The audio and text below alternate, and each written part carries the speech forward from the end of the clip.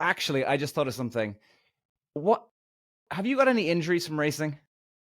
Uh, Not yet. No, I had like a few bad offs with like bruises and stuff, but like bruises can be healed. Like I've had no like offs and like crashes and anything to hurt me or harm me anyway. Yeah, and like, have you had like what? Like, how fast was the fastest one you've had? Um, Off. I was probably at Brands Hatch. I was down Paddock Hill. It had to be Paddock Oh, Hill Bend. It couldn't have been any other corner.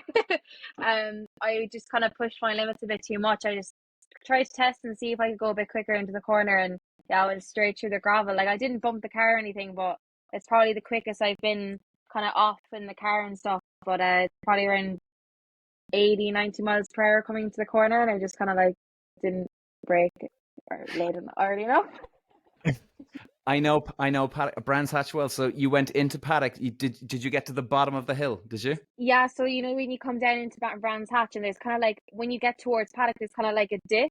Of So course. I was like aiming for the dip, saying like because I was braking a bit too early, and then Sarah Moore was driver coaching me at the time, and she was like, just try and test yourself a bit more. Sure, I went out and I was on the second lap when I pushed it on the second lap. When my tires were like mid there. And then I kind of went as I went over that jump, I was like, okay, I'll push it to the jump, went over the jump, brake, and I was just like, no, not having it. Oh, so Yeah. like, so did the car bottom out at the bottom of the hill, or you So just I went in too hot? Yeah, no, went in too hot, went on the brakes, went in too hot, and it just the kind of understeered and then straight into the gravel. Yeah, I've had a good few offs in Brands as well. It's a great track Yeah. though, isn't it? Yeah, no, it's probably my favorite track is definitely Brands Donington Park. Like all the kind of technical ones coming from karting, I think it's like the technical kind of tracks are my favorite. When people are asking me, like I raced around Silverstone so many times, and they're like, "Oh, Silverstone," like, and it's all like a big hype because of F1 and stuff like that. And it's like I love it. Don't get me wrong; it's an experience. It's so cool to race around there, but compared to like the technical ones that you can kind of have a bit of fun on, it's a lot. It wouldn't be my favorite. Well, that's interesting that you say that because, like, the way have you been at Thruxton? No, I've not been there yet though. Okay, like you've probably heard, it's full speed pretty much the whole way out the back, Yeah, and yeah, so it takes a bit of balls. But then you got like yeah, Alton Park, you got Donington where they're technical. yeah. What do you think of Alton Park? Absolutely love it. I've not been Yeah, on the GP one. I've been on just the regular Oldham Park one. So I've been on the GP one when I was in my first year racing. So I was still kind of learning. yeah, And then Oldham Park, I was there last month, and I done the kind of the small little loop around the bottom. yeah, yeah, So I done that one, but I love Oldham Park. Just up the hills, down the hills, and as you come down through the back chicane and you go up towards the hill, and you can't really see the corner, you just have to keep it flat. It's yeah. sick. And like, I was there a long time ago, and like out the back there now, the last three corner, or yeah, sorry, when you go up the hill, you go sweeping left. If memory serves me, you go Yeah, sweeping left, sweeping left. and then you go into that double right, and then you got the Yeah, last corner onto the main straight. Then, yeah. yeah, That so last down the hill into the last corner. Yeah, yeah. yeah, so like those last three bends, like the double sweeping right and the right, is there like no runoff there? Have they done something? There's no runoff there. As you come round that double right, there's the grass, but then there's the barriers. There's not like you don't have that much grass before you're in the barrier. So if you have an off, it's the barriers. Really, you're kissing nothing else. Yeah, you're Um, you're fucked if you go off. yeah, yeah, exactly. But it's kind of that double right. It takes you have to have a lot of balls coming into it. Like it's when you come into it, it's you can't go too wide because the track will drag you out. Or you can't, you have to have that minimum line where you can just take a lot more speed than you kind of think. But it's yeah, it's a tricky kind of corner to get used to, all right, unless you want to come off really. Yeah, and I think Yeah. even like turn one, for memory serves me, I was there in Formula Ford 1800s. You go through, I think, isn't it? Is it you go in like there was four gears in the Formula Ford? You take it in fourth. Was it a quick lift off the gas, or was it flat out? I can't remember now. No, it wasn't a flat out through the right over the hill into that left. It was flat. When you get to the right, it was kind of not a brake but lift down a gear, and then you kind of carry that power through the double rights. Then that's what I was doing in the F1000 anyway. Right. Yeah. We were coming up the hill in fifth, yeah. And then we were dropping to fourth, and then, as we dropped to fourth, it gained a lot more power out the corner, and then double right, so it was better. So you've a six box in that? Six, yeah, yeah, Right. Okay. Okay. yeah. And what horsepower are they? It's 1,000 cc, so it's 300-400 horsepower. Okay. And Yeah. for the listeners that would listen, I mean, I presume your car is about what, 450 kilos, maybe around that, or It's lighter, maybe? how is it? 420 kg with me in it. With you in it. Okay. Yeah. It, Yeah. yeah. It's power to weight ratio. It, like down the straight. When I was racing the Formula Boss, people couldn't really believe the power out of the Jedi, but because of the weight compared to like all the Formula Renaults and the F3s, they weigh what, 500-600 kilos. So Yep. Yeah. and the rest. Big difference. All right, isn't it? With Yeah, the yeah, with speed exactly. and the torque and everything. Yeah, The Yeah, because like I think even for like the listeners here, like I was saying to you that most of my listeners are female, yeah, and I've gone through a lot of like the racing scenarios, like diet and stuff, and I'm dying to pick your brain out on that. And I mean, so like for the listeners, right? I mean, Kayles, you're a Formula 1000 champion. yeah. Well, then I won the rookie championship, and then I recently just won the Irish championship. So good. And where did you start in racing? You started in karts, did you? Well, I actually started in Watergrass Hill, and that's my local kart track. So I started there when I was 14, 13, 14. Yeah, and I started in a junior road tax kart. So I started I just wanted to do for a bit of fun, go up into Watergrass Hill, do a bit of practice on kind of a family kind of time, on a Sunday, just a bit of practice and a bit of fun. Um, and then I remember Dave used to come out screaming at me and helping me with the track, and that's when I kind of got the bug to want to go racing. He's like, you need to go racing, you need to go racing. There's no point in going doing laps. So I remember he used to stand on the corners of Watergrass Hill track and stand there and just look at me and be like, what are you doing? So yeah, no, Dave kind of helped me out a lot getting into racing, really, because he kind of pushed me to kind of do well on track when I was doing it for fun, never mind going competitive. um so I started up there in junior road tax. From about January I got my car for Christmas, and then I started competing in the May 2017. I done my first race in Watergrass Hill in a junior road tax kart. So I kind of started there, and then from then on I started racing all around Ireland with the Tullyallen Kart Club and Motorsport Ireland, and then I shortly went to the UK. So yeah, it started kind of small, not wanting to go where I am now. But yeah, it's taken off. That's so cool. And Yeah, I'd say a lot of the listeners would like this. Why did you get into racing? Because look, let's be honest, most people in racing are men. yeah, So exactly. Yeah, why would a woman even dream of, trying to go up against a man, or, you know what I mean? Like, what was it? What yeah. is it, the adrenaline? Is it, what is it? Um, it's the adrenaline 100%. Like even now, like the adrenaline and determination, and that feeling of being out in a race car. Even it's not even passing anyone; it's being behind someone, following someone. It's just that feeling in a race car. I just don't know how to describe. It's not. You can't describe it unless you're in that race car. It's that feeling. Even when you come out and you're like, you might not have done that well, or you might have done really well. It's just that feeling of being in the race car all the time. I kind of, that's the kind of question I get all the time, like, why did you start? Like, you're, a girl, like, who would you have looked up to? Because when I started, 5-6 years ago, there wasn't realistically that many females, unless you want to talk like No. Rosemary Smith from the years back, and stuff like that. So until the W series came out, you wouldn't have really known of females until you went looking for them. But males were kind of put out there. And so I started from my dad's rallying background. I would have always been in it as a young kid. I all done dancing since I was 4 till I was about 8-9 years of age. Got fed up with that. I competed for years all around Ireland in dancing, ultraflex, hip hop, and all that kind of stuff. Went to hurling and football because it was the kind of thing in school or whatever. Didn't like it. Yeah. I ran away from the ball rather than catching it. Right. So I kind of fell out of love with that, and I wanted to do this for years. I always wanted to do. I always was a spectator, always watching on the sideline with my dad, and going down into Park Ferme. It was more rallying than circuit racing. So going to karting, people were kind of like, why is she gone karting? Normally, you'd be in J1000s, when you were 13, 14 or whatever. So yeah, no, it started kid watching it all the time and having a passion for it and always like, oh, we going to the rally this weekend or whatever. So it started kind of from there. And then I said to him one year, I was like, I really want to drive, and my dad kind of looked at me and he was like, she wants going mad. I'm like, what? We're not doing this at all. So I started for fun, obviously.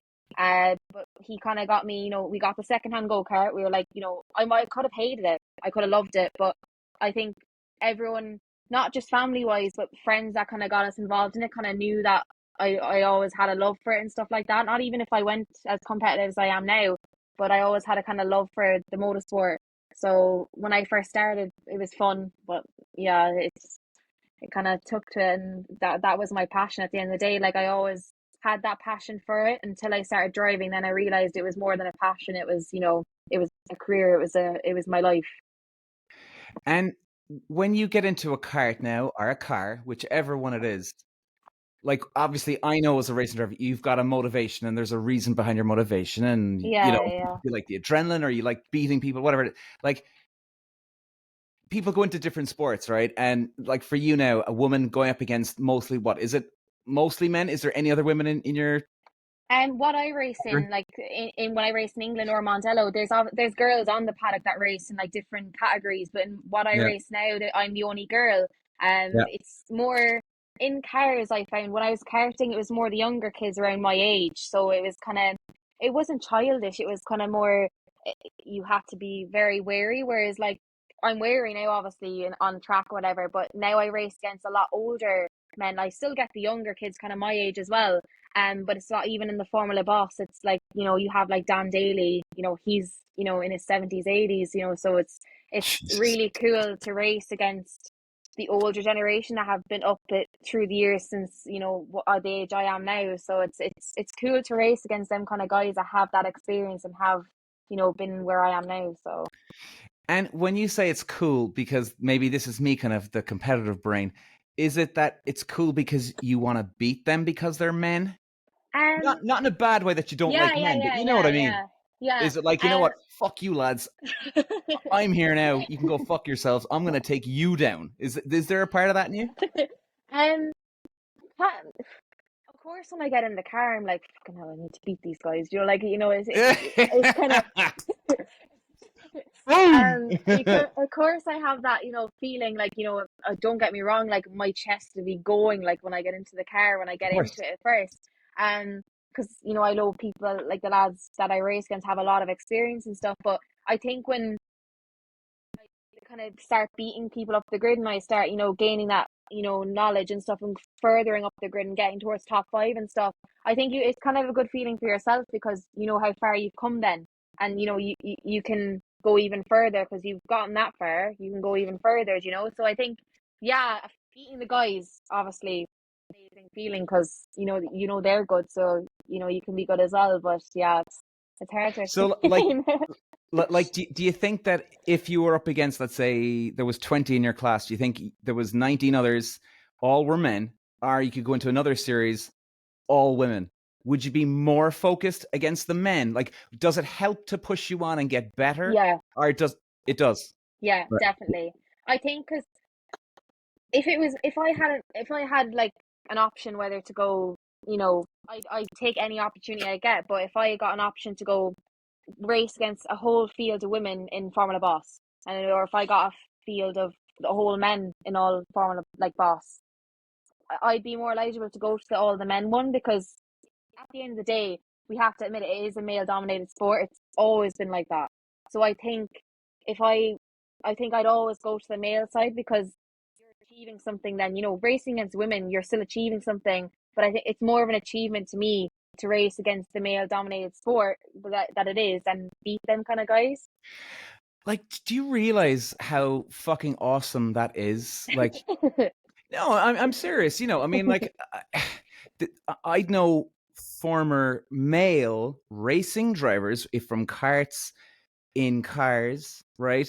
And you just know by their way that they'd rather be in a B class Right. Now, if people are listening, they might know what a B class is. So, in other words, you could be like what Kayles in the Formula One category. There could be 20 cars, but there could be, let's say, 6 or 7 B class cars, and they're slightly slower than the main cars in the grid, but they're all still in the grid.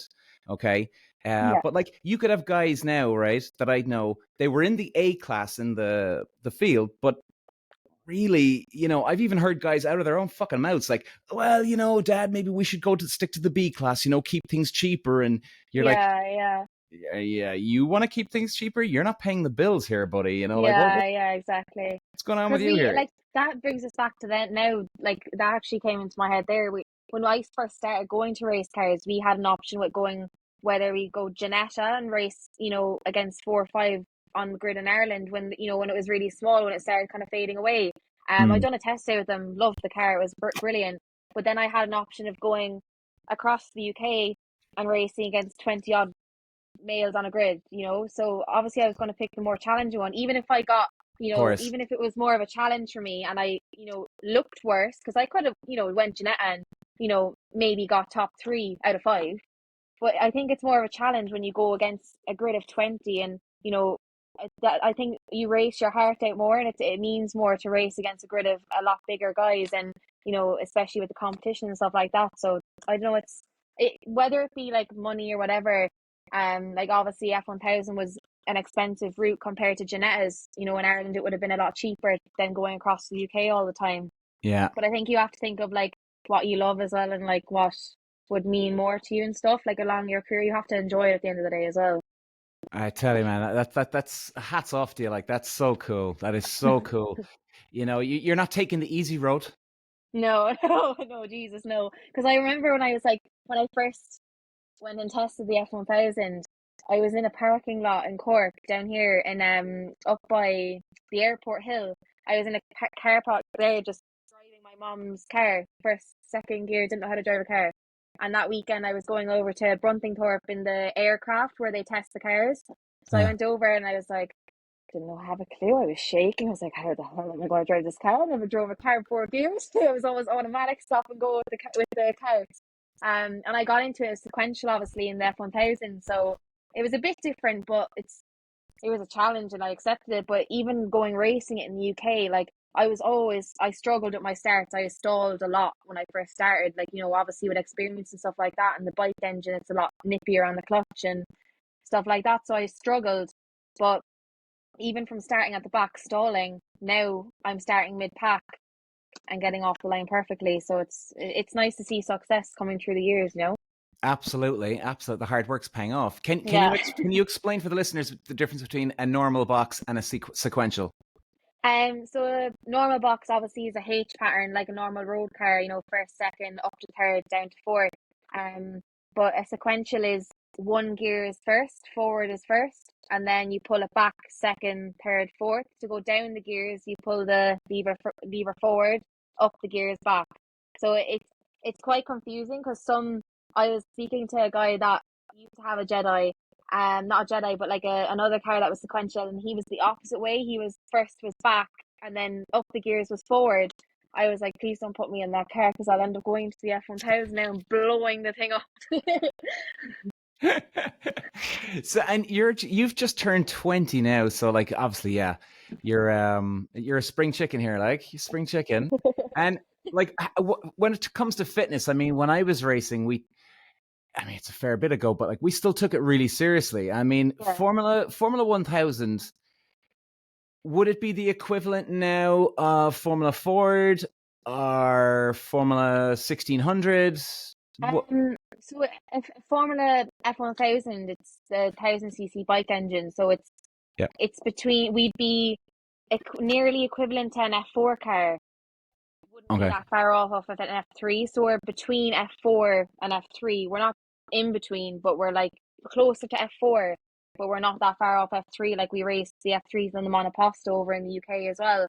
And there's been lads that have beaten other guys, maybe not down to driving or whatever, but they like there's not much in it. F3 is obviously a bit quicker, but it's similar to Yeah. F4 speed And what about wise. the downforce? Is it close to F3, the downforce? No. Uh, it's Okay. yeah. I think the F3 and the F4, you can change a lot more, and you'd have a lot more aerodynamics and stuff like that, and airforce. And with the F1000, it's a modern car. You know, it was built years ago by John Corber, and he's done so much to the car for it to be quick and safe, and it's a quick car, and the class has grown. But it's not. You can't go on the computer and change everything, or it's all done with tools. It's a really, really modern car. So compared to F4 and F3, I think we went the F1000 route, and even Formula Fords, they're all modern cars as well. Mm. But I think if I went down, I feel I went into an F4, F3 car now. Not saying I'd be quick, but I think I wouldn't find it easier. But I think the car would be a bit easier to drive, because you can change things, easier than you would in an F1000. The F1000 is technical because it's a modern age car, Yeah, no, I get that. I know exactly where you're going with that. Like, even for me, when I went from Formula Ford, like you've an idea. Oh, you know what? Actually, I'd be more comfortable in those cars, even though you've never Yeah, driven. Maybe you can relate to this. You've never driven one of those cars, but you know that. Oh, do you know yeah, what? I want that fuck. Like, I was in Formula Ford. I did quite well. That was fine. But I'd no downforce, and I'm one of those guys that I want grip, grip, grip, grip, yeah, yeah, power on yeah, through fast corners. And I knew that if I got onto an F3 car, I'd be, I don't know, not necessarily I'd be quicker, but I'd definitely be yeah, more yeah, exactly. comfortable. Yeah. Yeah, exactly. That's what I'm kind of trying to say. Like, I've like a lot of people be like, "Oh, do you think if you got into a four car, you'd be rapid?" And I'm not saying I would. I could be 3, 4 seconds off the pace. God knows, until I try. But I think because I've driven a modern car, and I've learned from an old modern car how to drive. It's a driver's car, really. Whereas an F4, don't get me wrong, you have to drive it to be quick. But I think you can. It's not easier, but you can change a lot more to suit the driver. Yeah. Whereas the other cars, you have to drive it whether they've set up be shit or not. Yeah. And So you strike me as a bit of a tomboy, a little bit, just a little bit. yeah, Would yeah, that be fair to say? yeah, a bit. Yeah, I'm not like. Don't get me wrong. I have my girly moments, but like I'm not. Of I course. just kind of get on with it, really. Like, Yeah, of course. Jesus, you're a woman at the end of the day, for God's sake. yeah. But like, would you like when you're at a racetrack now? Would you be anti doing your nails? And I'm being Uh, serious. Like, would you be staying off away from? Oh no, I'm here to focus now. I don't give a fuck about this. Whatever. Just is it a completely different mind space um. that you get into? Yeah. Or Yeah. No. Like when I get track, I'm really nervous. Not nervous, but it takes me a lap or two, even in practice. Like I have like that pain in my chest before even I go out in qualifying. I think it's more of a thing where I care about the sport, and I have such a passion for it, and I want to do well. And that pain in my chest is kind of like, oh, I don't want to like do well. I don't want to not do well. I don't want to fuck it up or whatever. So I think it's the passion I have for the sport, and like that pain in my chest means it means a lot to me. So even when I'm like, I don't speak to any of my family before I go out on the race car. Like my dad will be there, and right? he'd be like speaking in my ear, like, "Oh, you do well, like good luck," and I'd be like, "Yeah, you going now?" Yeah. But yeah, no, I just kind of even from day one when I first got into that race car, like I just got in and I was like, okay, focus, like block out everything. No one's here.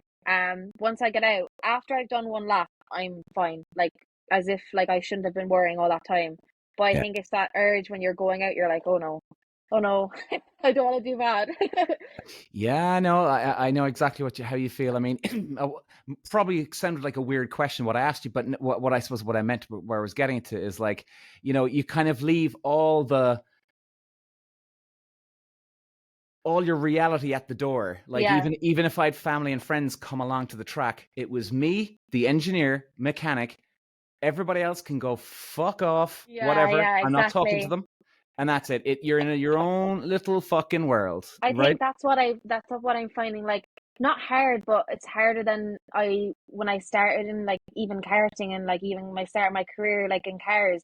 And what I find really hard now is obviously I have to like communicate with sponsors, and they're going to come to events, and we invite them to events obviously because they're supporting me through the year to get me on track at the end of the day. So you know even when sponsors come, like sometimes I feel so rude because I'm like, obviously I'm so focused, and when I come Yeah. off track, if something's wrong, I go straight to my dad because my dad's my mechanic, and I go straight to my dad, straight to, the team if they're there, and I'm like, look, this is what needs to be changed. And if I see my sponsor, I'm like, oh my God, I need to go talk to them. But it's just like in my own head, I'm like, no, like if I want to do well, form for people and like, show them sponsors that, you need to be on board next year. It's like I need to stay focused. I can't speak to anyone. Like, leave me alone. No, I know that exact feeling. Yeah, Yeah, yeah, that's what I find so hard now. Like, because like, like where I'm at now, I need to get them sponsors, need to get them potential sponsors, need to, grow with them, and I need to invite them to events. And sometimes it's so hard because if I have a bad day or if I have a bad race and we need to come in and check the setup, and then I'm like, oh, but they're there and I need to go talk to them, and I'm like, no, I need to stay focused. I'm like, no, leave me alone. yeah. Sometimes it's really frustrating. And speaking of that, now obviously I'm not asking you a direct question of how much money it is that you have to spend a year, right? But in a general budget now for what you're doing, that class you're doing, the Formula 1000, right?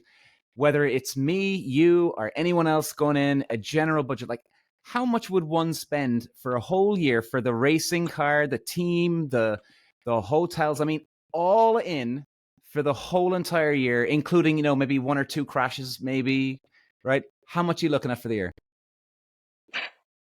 Well, from what you said, if you wanted to be competitive, go out, try win that championship, be with a good team, have tires every round, like, you're talking, 45, 50,000 if you wanted to be that really, really like put loads and loads of money into it, into like, Yeah.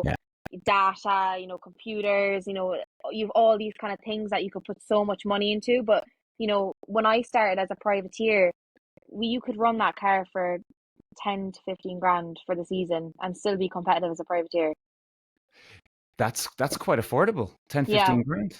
exactly. So that's why, like, that's why we chose that path, because a lot of karting people are seeing the F1000 now. It's a quick, it's a quick single series. It's probably one of the quickest single series you can get for that affordable money. So a Mm, lot of people are just jumping into it now thinking, oh my God, like, it's a cheap affordable single series. Like, don't get me wrong, that 50,000, that would be everything. That would be a lot into the season. Like, you'd have test days, even crashes, as you said. But if you wanted to run it affordably, like, you can run that car for 10 grand, 100%. that's very affordable. I mean, Jesus Christ, Yeah, I'm quite surprised with that. That's really, yeah, really good. I mean, I've back in my day, I know this guy back from the days now, and he turned to me about 6 months ago, right? Now, listeners out there as well, this guy he's with an Italian works team, okay, karting team. So he knows a lot of even some of the Formula One drivers. He knows the world. He's very up to date in the karting world. And he said, Peter, back in your day, you needed to be a millionaire to start off. If you don't get any sponsorship, like yourself, how hard yeah, it can be. And he says, these days, you need to be a fucking billionaire. yeah, 100%. Like, to go up the grid, what I'm doing now, like, my next step really, if I wanted to go forward and push, it would be F3. Not FIA Yeah. realistically, it need to be GB3 or whatever, but you're still talking, you know, quarter Oh, of a mil, you're still talking like it's going into millions, if not billions. And then even like kids in karting get spotted for F1 nowadays. It's always like mm, the kids that are like, the big money in karting, like that would get spotted for up and coming drives in with, Mercedes, all them kind of teams. So kids are getting spotted at 8, 9 years of age with the money, and yeah. then they'll progress. Whether they not do well in cars, still going to look through their progression until they get to Formula 2, and then the seat will come in Formula 1. And how is it like these days now with let's say like getting up the ladder for ladies, for women? Is it like are there scouts looking out for the ladies, women driving? Yeah, Or I think so. Like, I've always kind of, I get a lot of girls, little girls, girls my age, older girls message me on my race page and say, what's it like racing against males? Like, is it scary? Like, why, what do you do? Like, and I've raced against males since I started, even in junior max when I started in Watergrass Hill, 5, 6 years ago. I was always, there was 7 males, I'll never forget it, on my grid at Watergrass Hill. I probably got lapped for all I know. I can't remember. But I think I did. Um, and I just came off and I was like, you know, it is what it is. These have been at it for years. We'll go again. But I've always had like, don't get me wrong, male or female, you have to gain respect on track, and you have to, prove your point and put your stamp down because you'll get shit otherwise. Oh yeah, um, it's fucking schoolyard. It's yeah, exactly. But that's yep. male or female, But I've never really had. I've always had really good respect, whether that be UK or Ireland. I've never kind of had, oh, I'm hitting her off because she's a girl. I've always kind of taken it in a positive kind of way, like, oh, he's hitting me off because I'm quick. I've never really kind of took it in a way like, oh, he's hitting me off because I'm a girl, and this kind of stuff. But it's never, I've never really took it that negative way. I've always said, oh, he's hitting me off, or we've had that battle, or we've had that off, or that tip because we're quick, we're competitors. They're not going to want you on the grid if you're quicker than them. You've had, that's the way I kind of take it with the whole kind of female kind of thing. I'm like, look, once you go out there and you put that helmet on, whether you have long, short, bald, anything hair, it just doesn't matter who you are. Once you have the helmet on, you're all competitors. You just race against each other. Well said. Well said. Yeah, exactly. That's what I think anyway. No, I absolutely agree with you. Yeah, because Absolutely like a agree. lot of little girls will like get, these whole women pages are so great, for promoting women. Like I respect them so much, and like I've had so much help from the women pages over the years that have helped me so so much. Like even Women in Motorsport Ireland, and all these pages that have helped me over the years. But you kind of feel sometimes that girls might get a bit frightened because it's like it's all like about women, and then they go in and they're like, oh no, it's not. It's like a full grid of males, and then they might get taken back because they're like, oh, am I hitting me off because I'm a girl? And it's not. It's just because like you're quick and you're improving and your progress is like really good. So that's the kind of way I go about it when I'm telling little girls and stuff to get into motorsport. I'm like, it doesn't matter, just put the helmet on and go out. It doesn't matter, just get out. Yeah, well, like I'm fascinated by the psychology of it too. Very fascinated by this. Like in a way, call me right or wrong, but in a way, is there less pressure on you because you're a woman? In other words, as in what I mean. In other words, guys would intend to just ride you off naturally. Is it? Yeah, whatever. It's a woman, man. Who gives a damn? You know what I mean? Like, is there less pressure because of that, or what? How does it um, go? to be, would you mean like less pressure, like if someone hit me off, kind of? No, sorry. What I mean. So, in other words, if no one's ever heard of you, right? Let's Yeah, say they don't know. Okay, oh, this Kale. Oh man, she's quick. All right, well, that's a different story. But like even right at the start now, when you started, right? yeah, No, nobody knew you. yeah, People are kind of going, all right, okay, it's another woman coming in. Fair enough, grand. But they're not. Let's be honest. It's just a thing that men would do. They're not going to expect that the woman's going to be kicking ass. Otherwise, yeah, they would yeah, have heard about you before you got to the track, right? yeah, So now at the same time, they'd be the same with other dudes too, unless they yeah, heard about some Peter Walsh guy or whoever. They're not going yeah, to think Peter Walsh is going to be fucking quick anyway. But yeah, yeah, but exactly. they would maybe obviously assume that the guy's going to be quicker than the girl. Let's cut the shit, Yeah, yeah, yeah. I know exactly. Yeah, right? 100%. They're going to think that from the start. But like knowing that, then because people wouldn't have known you at the start, is there then less pressure? It's like, hey, doesn't matter if I'm slow. Who gives a fuck? People aren't Yeah, yeah, expecting me to do it. exactly. At the start, obviously, when I used to go out, I used to like, whatever, we'll just go out, have fun. At that kind of point, I wasn't really wanting to, like, I obviously wanted to win races, I wanted to do well. But Yeah. at that start, I wasn't on pace, I wasn't really there lap times or whatever. So I just kind of went out, had fun. I got hit off by the big lads if I got lapped or whatever, they'd be like, get out of our way, you're slow, move. But that's like that for everyone. But like I kind of at the Hang on, start, I'm sorry to interrupt. They'd actually hit you off if they lapped you. that what happens everywhere. Yeah, definitely, 100%. Like if I was, slow, not experienced, obviously you have to know the flags when you go out 100%. But if I was Yeah. slow, not experienced, and they came behind me all of a sudden, 100% they'd wipe me out if I was like, in front of them and they were winning the race, and if I was in their way, 100%. What other way are they going to find the way around the track? That's the way people used to do it when I was starting anyway. Then when I started to like cling onto the back of the pack, and they used to not lap me, you still get like when I first started, I still used to get hit. I still used to get, see the tire wall sometimes.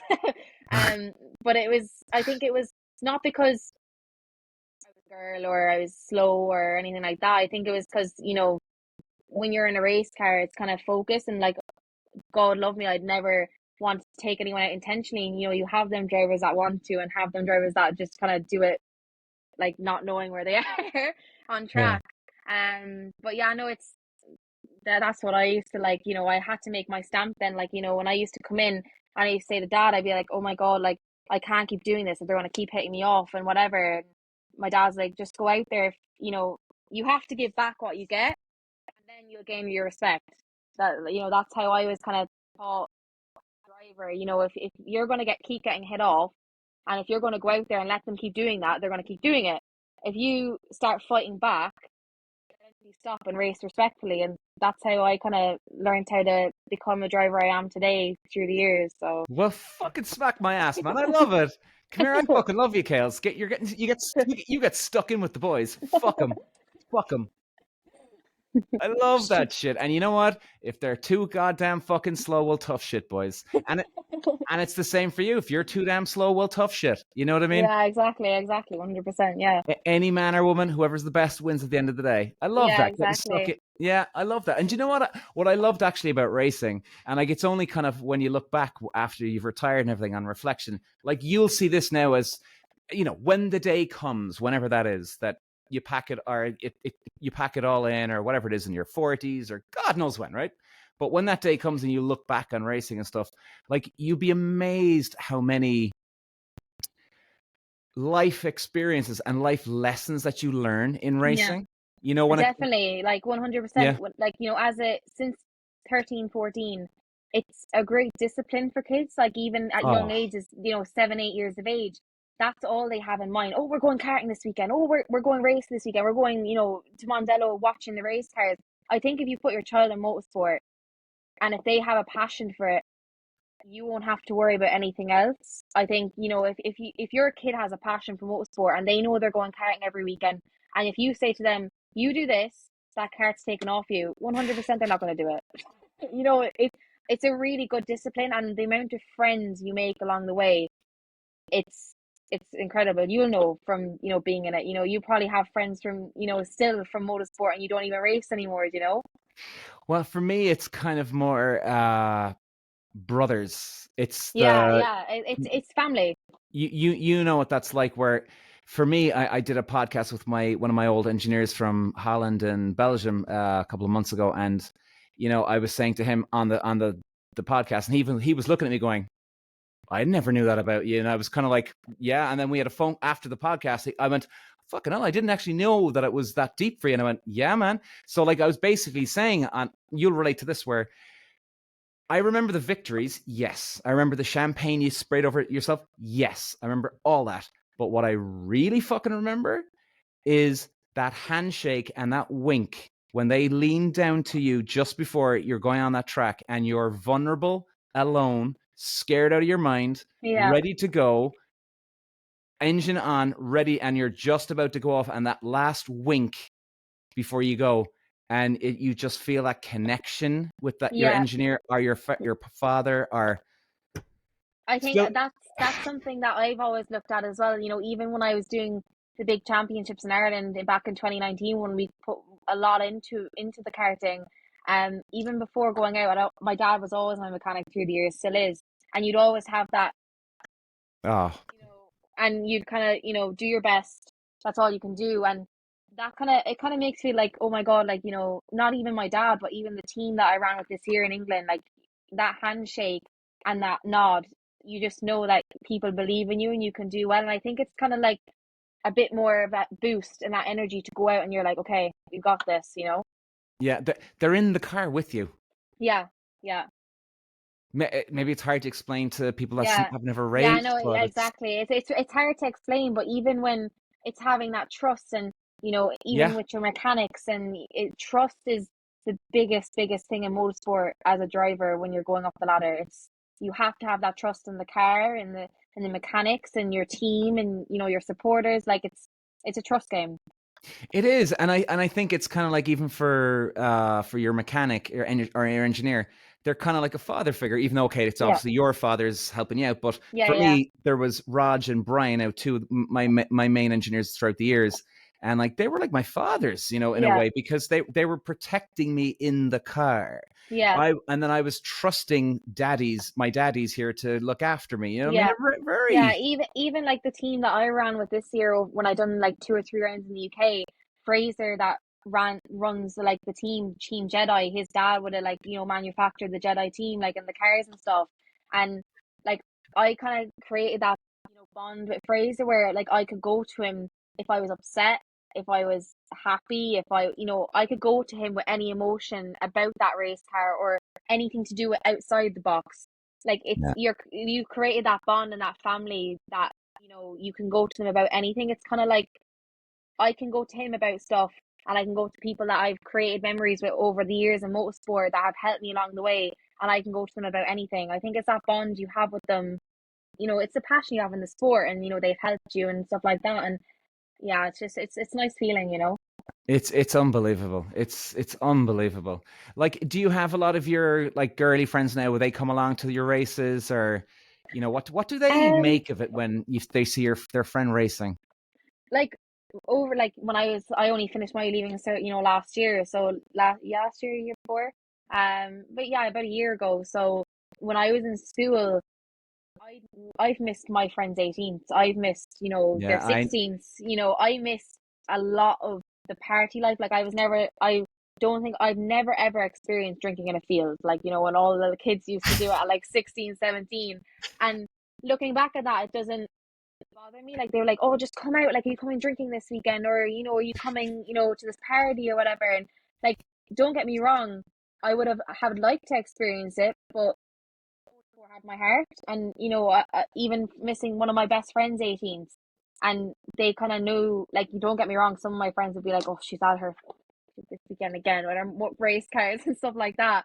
But I yeah. had a really good bunch of friends that understood that it's a career path. It's something that I want to do. So I miss a lot of things as a kid coming up the ladder, but I've made memories on a track and learned a lot more in life for life for the future on track than I would have ever done in school, I think. Yeah, it's not easy. I mean, you're doing what you love, but like you're saying there, and I think I said in one of my previous podcasts, the life of a racing driver, and Yeah, it's great that you're jumping in on this, because I mean, yeah, you do. You miss yeah, 18th, you miss birthdays, you miss this, you miss that. I mean, and on a Saturday night after a shitty practice day, things aren't going well, and you're like, oh fuck, I'm gonna struggle tomorrow now. Oh, and then you're knowing that all your friends are at home right now. Oh, right now it's 10:30. They're all out in the fucking bar, and you're like, yeah. it Yeah, can, I like, it can don't get be. me wrong, like I nowadays, you go out with your friends for a drink or whatever like that, because I'm at that age where, I need to experience that kind of life as well.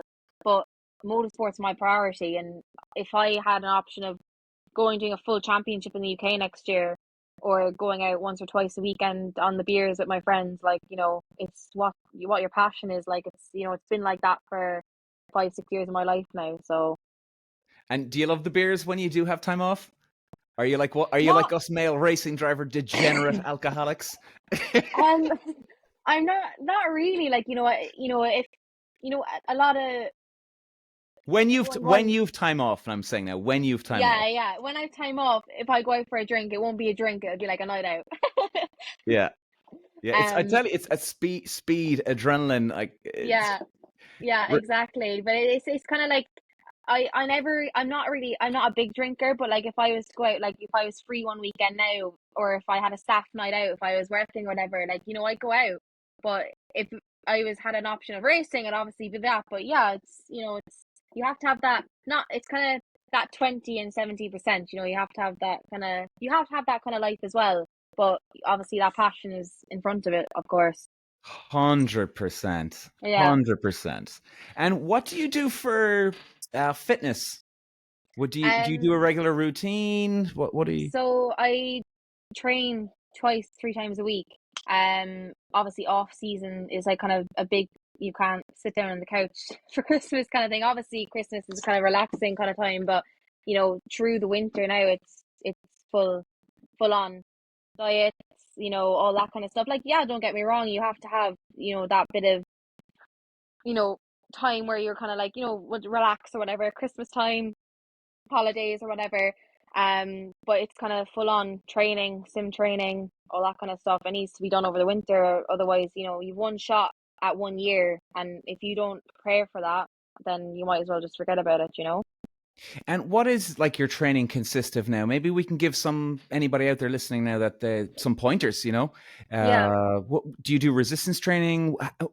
Walk us through it. So obviously upper body is a main factor in motorsport. You have to have the upper body strength.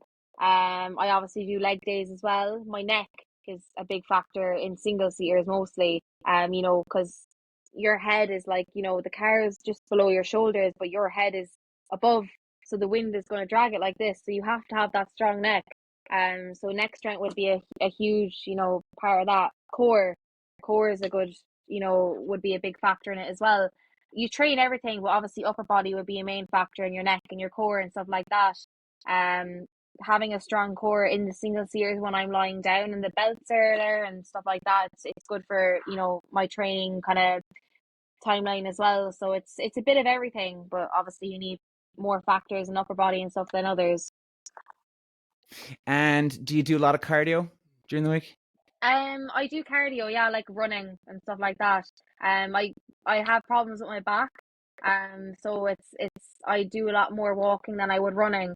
But I try and do as much running as I can, but I struggle with my back from karting. It kind of started when I was out in the car every single weekend. I'd have problems with my lower back and stuff like that, and even in the single seater now, because I'm not in the F1000, because I'm not fully laid down, but my halfway through my spine is kind of bent up, because obviously like I'm laid down, but it's kind of laid up. You know yourself in the Yeah, the Formula Fords and stuff. yeah. I don't struggle with my back, but I have to have physio and stuff like that. So running isn't great for that, but obviously I need my cardio as well to keep the adrenaline up and stuff like that. So Yeah, a lot of people don't realize I suppose the wear and tear. Even at 20, even when I was your age, my back was fucked, yeah, absolutely fucked from the yeah, and G-force. and people like are probably like, her back, like she's 20, get over that, like nothing's wrong there. But like honestly, like when even coming from karting, like not even cars, like cars I kind of notice a lot more, because obviously you tighten the belts really tight and it's putting pressure on your shoulders, Yeah, which your back is kind of like bent halfway, so it's crushing your back. So physio is like an awful step, that you have to take in motorsport. Like it's something you need along the way, like twice, when you're racing throughout the season, you need it like at least every 2 weeks. it is. Yeah, I found Pilates is really really good for my well, actually recovery. Really, I mean, because I was 5'11" in racing, Yeah. and my spine compressed down, and I got it re-straightened out. This sounds ridiculous, and some people actually don't believe me, but I'm actually 6 foot. I Oh got my I got god. back an inch when I stopped racing, and people were like, "You're a bit fucking taller." So like I went to this specialist called the Natural Healing Center in McCurtain Street in Cork. Now, Okay. for the love of God, man, I can't remember what they were exactly, but I think maybe it was something on the lines of an osteopath. So if anybody else out there's got a bad back, maybe like if you don't have any luck with chiropractors, because some people don't, and I went to a chiropractor for mine. It did nothing, man, nothing for me. And I went for about 4 sessions with a chiropractor, blew about 100 quid every time. 400 quid down the fucking toilet. I went to this natural healing center, and this guy now, he just said, "Okay, what's up? What's your problem, Mr. Walsh?" I said, "Well, look, every time I breathe in, a knuckle cracks in my back." And he's like, "Oh, okay." And I went, "Is that weird?" He goes, "No, it's fine." So he goes, "Jump down on the bed." So I jumped down on the bed in just my boxers, underwear.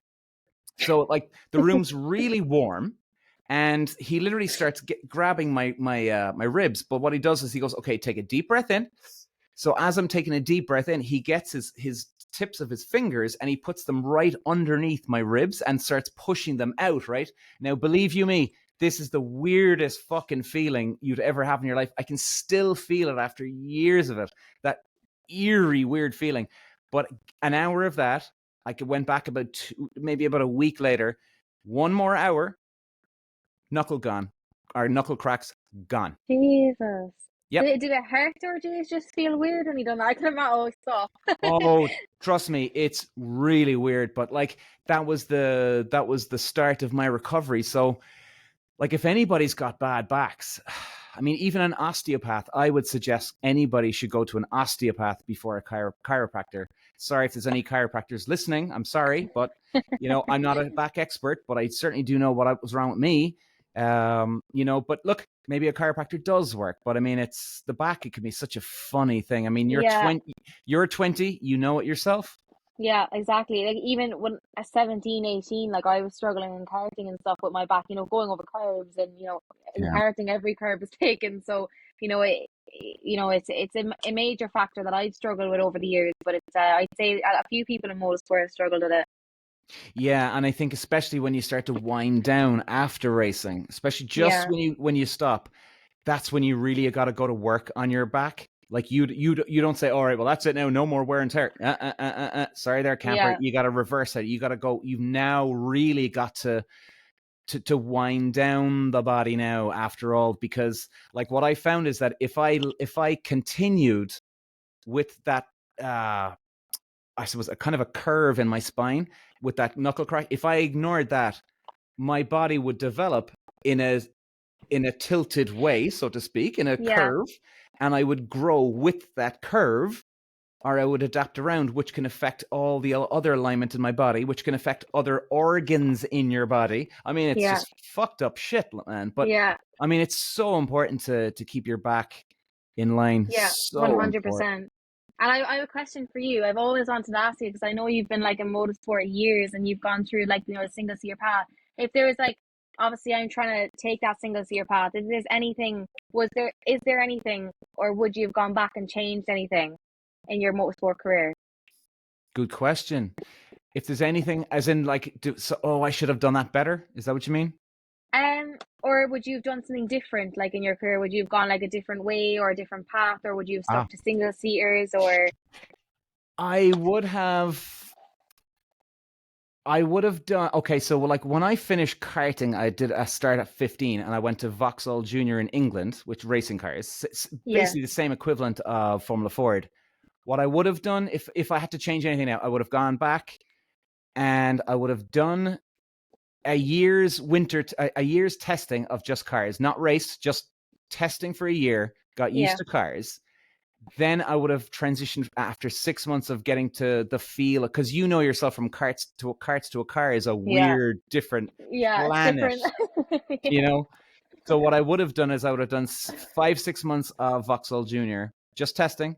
Then I would have went straight to F3, and I would have actually started in F3 because of the grip levels and downforce. It would have been much. I just adapted easier for me because I was on these tires called YEQs. Do you remember those tires? They were Chenxing. They were old tires, but very grippy tires in karts. yeah. No, what is it called? Why? YEQs. Yeah, I yeah, don't. I never heard of them. No. yeah. It's very old tires, but they were very grippy. So the grippier the tires got, the more it suited me, and Yeah. Okay. and I felt like I could always try and lean into it, almost like not throw my body in the seat, but use my body weight in the cart seat. I would literally clench my ass muscle. I'd clench this Yeah. ass muscle. Yeah, I know it sounds funny, but Yeah. being serious though, Yeah. Yeah. and I'd try and use my body as much, so it freed me up in a way. So therefore, my real point is, yeah, I would have gone from karting to Vauxhall Junior for 6 months, would have done F3 for another 6 months, get used to downforce, and then would have been ready for a year's racing, because I know that I started racing at 10, and I think that once you start in karts, you know the basic foundation of racing anyway. Yeah. Yeah. That's where you've learned. So 100%. you don't. It's not like you're going to forget. Yeah. Exactly. Yeah. But you know what? I mean, it's ifs, buts, maybes. But I mean, there wasn't a regret. It would have just been nicer. A different kind of way of doing it. But I love the fuck ups too that we had. I Yeah. absolutely love them, because I'm even using fuck ups from my past in racing to this day. I tried Yeah. to be Exactly. I tried to be extremely self-aware. Right, you Yeah. don't make that mistake, or maybe my dad and myself made that mistake. Why did we make that mistake? Is this a business, or is this a sport, or is it both? Right? Can we do this? Can we do that? Can we do that? Da, da, da. And I try and adjust then accordingly. Yeah, exactly. It's even with the failures in the sport, like learning along the way, the failures, it kind of improves you as a driver and a person. 100%, Yeah, 100%. yeah. You're not going to have them good days every single day, and I've learned that the hard way as well. Oh yeah, God, Yeah. God. And who are your sponsors at the moment? So my one of my big sponsors actually that came on board this year, I don't know if you've seen on social media, it's a sim community called Potato Nation. Hmm. So they came on board this year, and they're building me a sim at the moment, just to help me with my off-track training, and they also set up a GoFundMe page, so it basically covered for me to race and finish my championship in Ireland. And then I have Chris Mee, he's the fire safety training, he's in Little Island and stuff like that. And then I have Mark Coveney Construction. And I have like a few little businesses in Cork that have been so good to me. It's amazing. And they've been with me through every step of the way of my career. The sponsors I have now have been there ever since I started karting. That's incredible, incredible. Yeah, And you have a boyfriend, is that right? Did I see yeah, that I on do. Facebook? Yeah. Yeah. And how does the boyfriend feel? What's his name again? Sorry, I can't remember. Charlie, is it or not Charlie? No, Daniel. Daniel. My apologies. Yeah. I'm thinking of somebody else.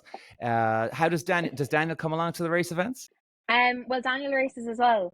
So I met him through Oh, racing. I So did not he, know that. yeah. Oh, okay. So Daniel races as well. So I met him when I was doing karting in about 20. It was only like 3, 4 years ago.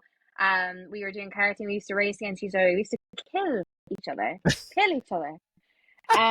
Don't get me wrong. Like he was a lot quicker because he was constantly in England racing. So I kind of whenever we meet, anywhere we got near each other on track, it was just kind of like don't go near each other. Yeah, And then the biggest foreplay ever. yeah, and then like my dad and Daniel's dad would sit at the side of the track and be like, "Please don't touch each other, please." It was so awkward. Don't touch each other. So we used to race karts against each other, but I've gone obviously F1000, and he does come around to like some locals because he lives in England. He's in Newcastle. Um, but he races the minis, the mini club sport. The not the JCWs, the like smaller mini class, but they race on the same weekend as like British touring cars and stuff like that. So he Yeah, does the minis, so it's a completely different path to what I'm doing. But right, right. yeah, Yeah, well, that's yeah, cool. Yeah, that's very cool. yeah, Yeah, it's probably best that you're not on the same path, right? yeah, yeah. No, that wouldn't work out to be honest. No. Yeah, Yeah, no, it's nice though, because like he kind of understands like same as my family. Like he kind of understands if I was, I don't know, going to see him one weekend and a Formula 3 test came up, he'd 100% respect and understand that I'd have to drop it. It's kind of it's nice to have that kind of like relationship where you can it, he understands that it's a career path and that comes before anyone. Anyone. yeah. So yeah, no, it's nice to have that as well, and we kind of support each other and the races and the failures and the successes, so it's good. And do you keep an eye on your food intake now together, or would you just do it? Would you consider that on your own now, or Um we've tried to in the past, it just doesn't work. We were like, oh, we'll do a challenge, like who can do like who can run every day until someone like gives up. But yeah, no, it just doesn't work. Like it's, yeah, we end up like we're too competitive, like we're really competitive. So it doesn't work whenever we do like a challenge or something like that. well, you got to let him think he's winning. That's the key here. Yeah, exactly. Yeah. You got to convince him now he's making all the right moves, and then pow, the last Yeah. minute you beat him. Yeah, exactly. No, it's yeah, no, it's cool. It's nice to be racing, but when we were racing against each other, obviously he was a bit further up the grid with the testing and stuff like that. But yeah, no, it was a challenge on the test days when we were allowed to be near each other rather than he'd start on pole and I'd be near the back or whatever in England. So we wouldn't be really near each other then until like we kind of, I was a running joke, if he came off or if he was like put off by another driver and like I come past and it's like smiling like, huh. I beat you on the list now. Yeah, So I remember yeah. actually. What was her name again? Irene Brennan. Do you remember Irene? Irene Brennan she was her karting now. She was She used to race years ago in Watergrass Hill and stuff. Dave told me about her. That's how that I know her. that's right. That's right. Used to race against my brother, believe it or not. Yeah, she was fucking quick, man. She Yeah, was. no, Dave told me that when he used to like help me and stuff like that, he goes, if Irene Brennan was here now, I'd try and get her to help you and all this kind of stuff. He goes, Uh, back in the day, she was the driver. I tell you now, right? If I went back into racing and if I wanted to get Noel Brennan, her brother, on board, who's like Noel owns the team now, right? I think it's still at this stage. And if he wasn't available, and if he said, "Oh, listen, Peter, Irene's available," yep, done. She was a brilliant mechanic. She understood the handling of carts. She got it, how to set it up. She fucking, and she was a great driver herself. Yeah. No, I heard that she like even in the high end of motorsport years ago in karting, she was quick. Oh, she was lightning quick. I mean, she was a real competitor against my brother. She really Jesus. was. She was a So threat. what? So Yeah. what did your brother do? Did he go into car racing or did he like stop in karts or? No, David is my older brother now, and Okay. he started a year before me in 100cc, and then the cadet class opened up, so I was the first of the cadets ever in Ireland, Okay. and yeah, just a year below him, but I progressed up, and actually David just didn't want to go. Now, to be honest, I would have thought, the fact that David was the older son and he got into it sooner, he probably would have had nibs over me. Yeah, more opportunities, kind of like if he started first, and yeah. Yeah, and I wouldn't have taken that personally if Dad said that to me. Yeah. Now, thank God the conversation never had to come up anyway, because David Yeah. actually wanted to go to college. Dad said, "Well, what do you want to do?" And I said, "Well, let's keep going, right? Are we?" Or he goes, "Yeah." So that was it. Job done. Job done. I love Dave. He's just so straight. It makes me giggle. Yeah, and that's my father, by the way, guys. We've mentioned him a few times in the podcast today.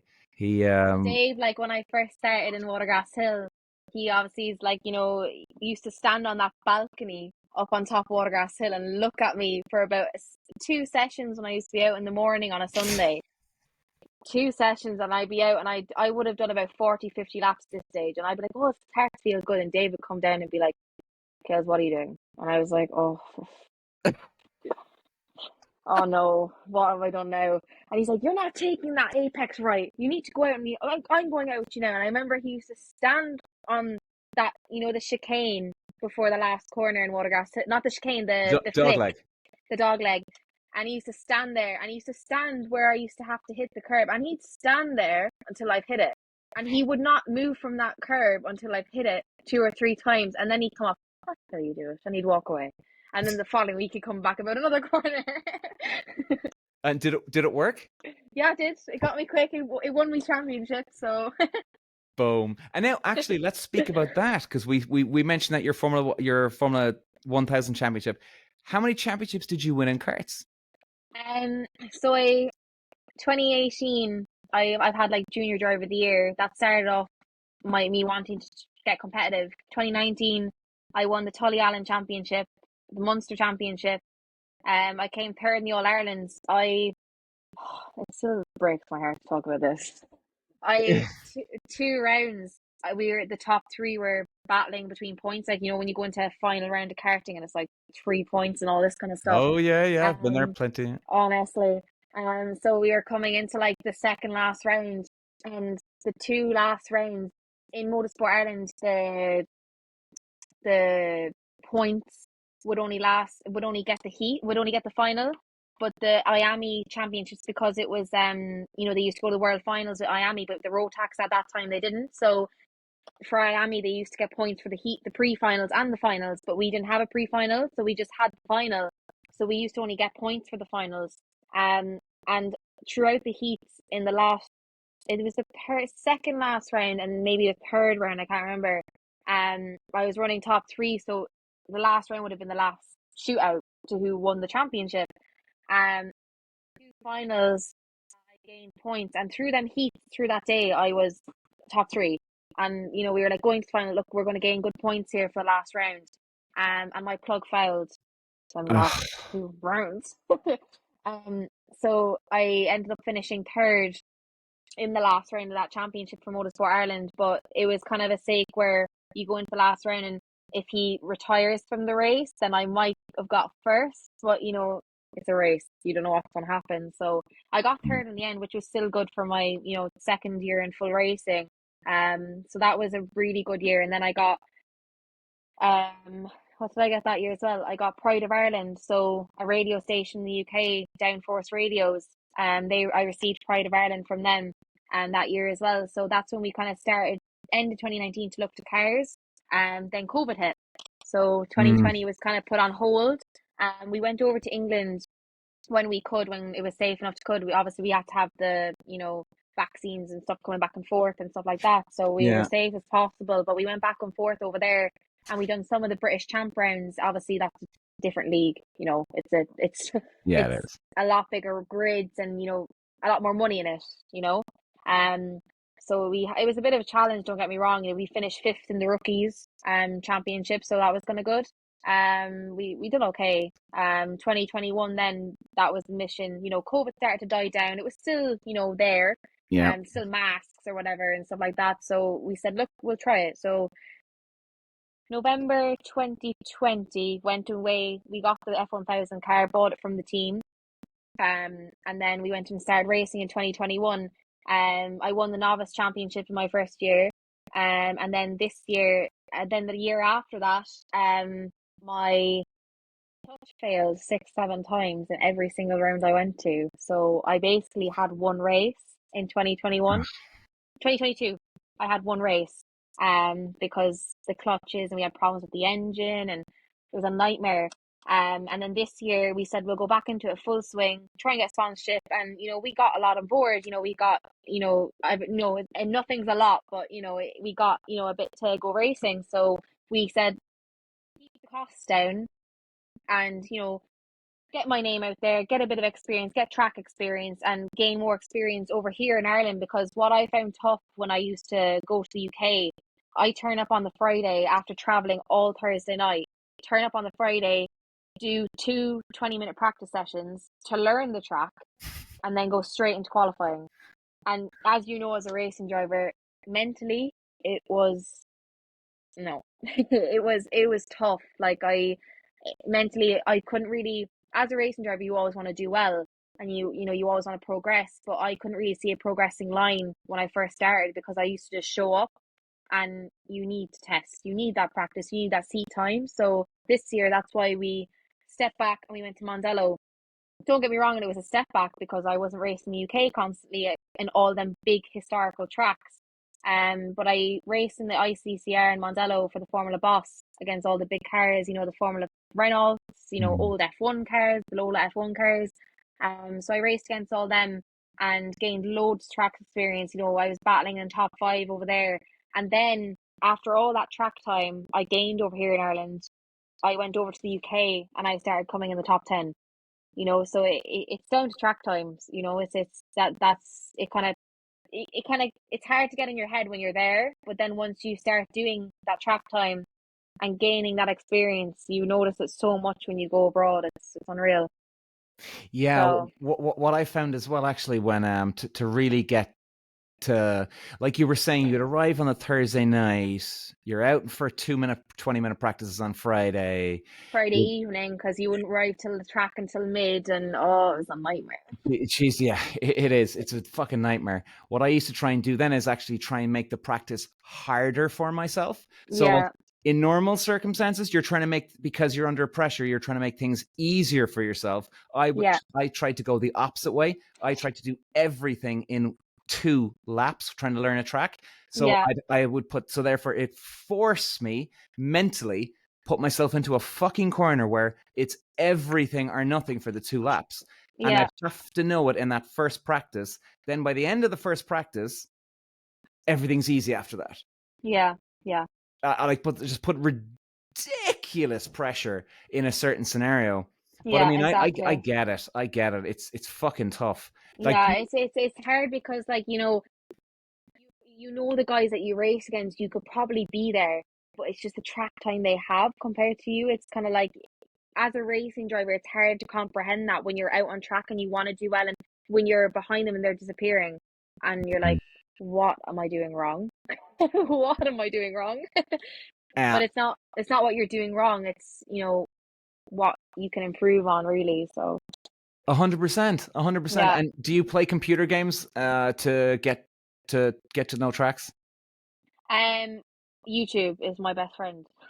Oh, Yeah, yeah. So YouTube. yeah. Well, I have the sim downstairs as well. Obviously, the sim I have is a PS4 at the moment. So I kind of used to go on that and learn my way around the track. Obviously, it wasn't going to help me with my brake, or it's going to be completely different with the brakes and stuff when you get there.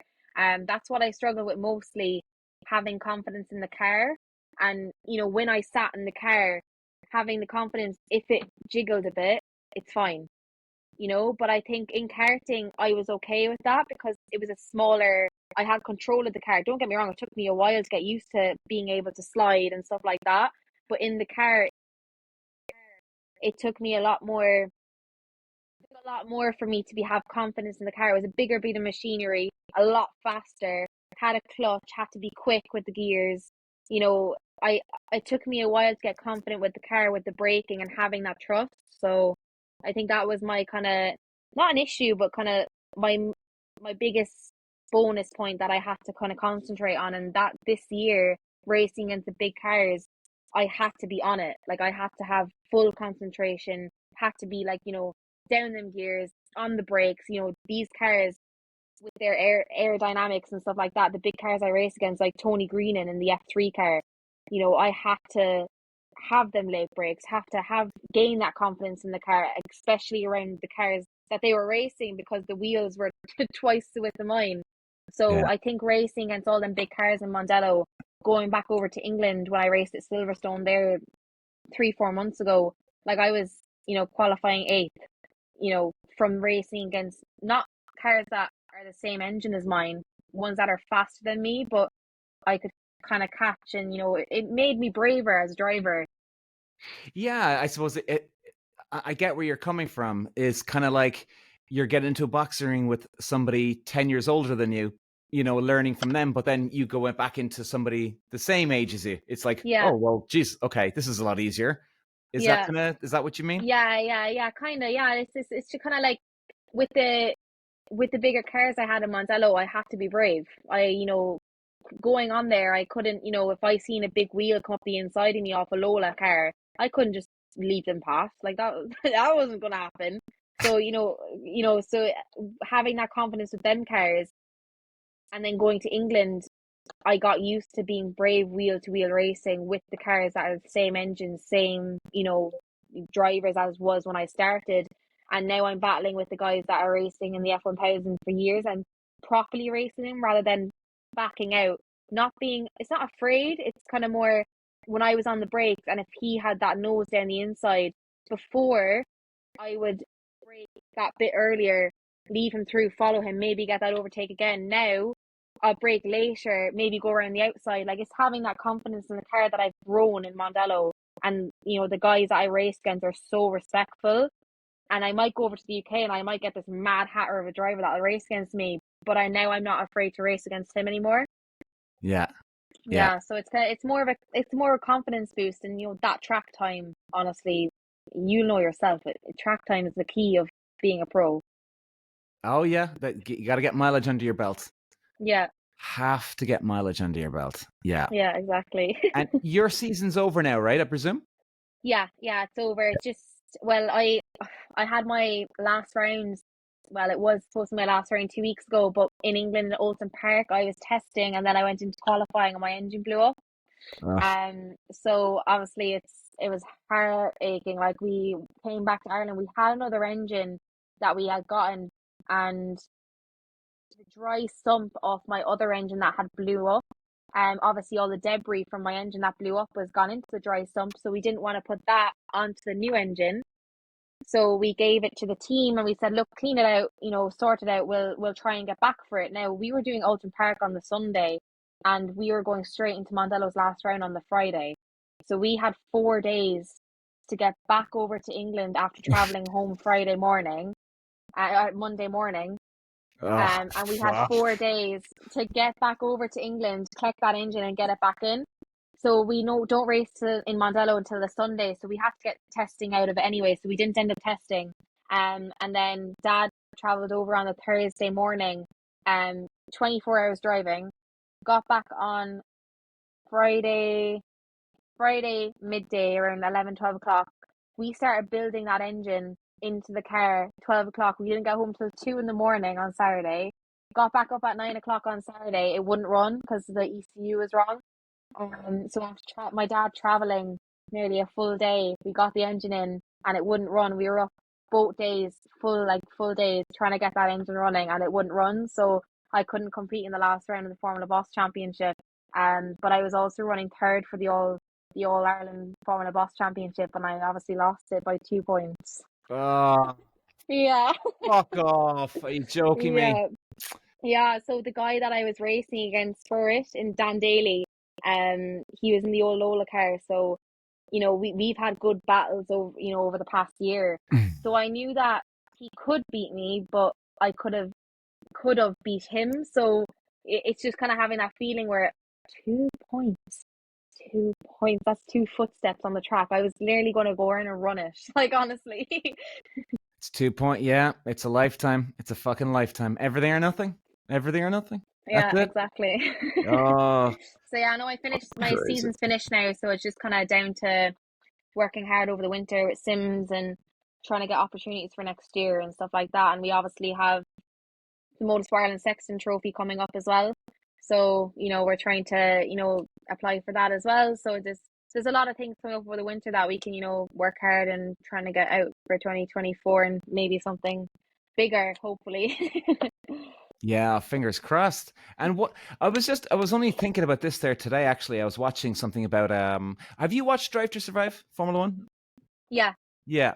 Well, not just I don't know why I'm talking about Drive to Survive right now, but I was watching it the other day about the track runoffs, right? The extra bit of track. So where was it? Was it last weekend? And I wanted to talk to you about this. Remember when Verstappen, he was out in qualifying 3, I think it was last weekend, and he, on his last lap in qualifying 3, he went over, he used extra tarmac, he went over the white line, and he went fully over the white line, and lap was disqualified. Now, for me, I want to interested to see what you think of this rule, because I honestly think it's an absolute waste of fucking time. I think the FIA could be focusing their efforts on other stuff throughout the weekends, right? Let the boys use the extra bit of fucking tarmac. Let them go as wide as they want, and everybody else can go as wide as they want. So then everybody doesn't have an unfair advantage. And if they want to push the cars to the limit, fucking let them push them to the limit. What's the Yeah, problem? exactly. And like, Yeah, no, I agree on that with you. I had this problem at Silverstone, like going back to F1 as well, like it's the exact same thing. At Silverstone, what track was it? It was the national, and the I international know would it. I know it. Yeah. connect around the back straight. But they had created a line this year only, they didn't have it there last year. This year only had created a line onto the national circuit, a white line. But last year it wasn't there, so we coming out of as you go over Hangover Straight, that last corner onto Yep. Hangover Straight. Yeah. That corner out onto Hangover Straight, there was a white continuous line there, but there was also another white continuous line on the other side of that, so we could run, to that, but we wouldn't need to run that way anyway. But then for the MotoGP, they put another continuous line from the international onto the national, where you come off that corner to Hangover Straight, and they basically said you're not allowed to come over that white line. When last year, over the years, like 2 years, we have been running over that white line. So it completely changed our race line coming into that corner. So we were coming Yeah. in there slower Yeah. and, goosing up our lap times and stuff like that because of this line. And, And and, and over the years, we had done it, and there was no issue at all. Like there was no accidents, nothing. Jesus, and how much did it affect? I mean, like, are you talking you had to go down a gear, or I mean, how much difference in speed are we talking? So, like, we had to go down another gear, and like where the white line was, when we go to put the foot down, you'd automatically go wide, as a kart track or as anywhere. So when we used to put the foot down, we'd automatically go wide. There was 42 penalties in my qualifying in Silverstone 2 months ago between 21 drivers. Jesus Christ. So everybody got 2 penalties. Everyone got like hammered. Like one guy got in a race, he's my teammate, Yeah. one he got, was it 9 penalties in one race? Because he 7 to 9 penalties in one race. So he got over a second taken off him. So he would have lost the championship if they took that second off him, because of this white line that they incurred just this year, because of safety regulations and the MotoGP, and you're not allowed to run over it and all this crap. But like over the past years they've been racing, not only myself, because I haven't been in that long, so I probably could have like took to it because I wouldn't have had that experience they would have had. But I had learned that all the practice day, going over that white line, and then come racing, they're like, you're not allowed to do that. I had practice going over that line the whole race, the whole test day, and there wasn't an issue. Came race day and they were like, no. Now, sorry, maybe I missed it there now with so if you went over the white line, was there any risk of you crashing at all? Nope. There was, as if we went over the white line, there was myself, how would I explain it? Probably from, when the Watergrass Hill Straight, the width of that part. Okay. Probably from there, the width of that, from there to the barriers, where we would have been running over it. And they said, no. And we done it all the test day, and then we came race day and it wasn't allowed. So everyone was obviously complaining, and then in qualifying they tried to penalise us all. They came through with like 40 odd penalties or whatever. And we all came up to the steward's office for race one, and they said, look, you're not allowed to do that. But then they changed their minds and said you're allowed to do it, and then came back for race one and said no. So they didn't even know themselves, because they seen the line, and it was a rule with the FIA that you're not allowed to run over the white lines or whatever.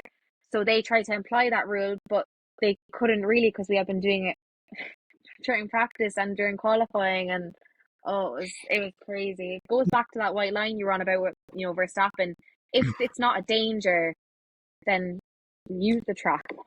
Yeah, I think it's I think it's stupid. I mean, if racing drivers take a risk, they're going to go over a white line. I mean, let's be honest. If you or any of the F1 drivers, they go over the half over the white line, they're still at a risk anyway. If there is a risk, Yeah.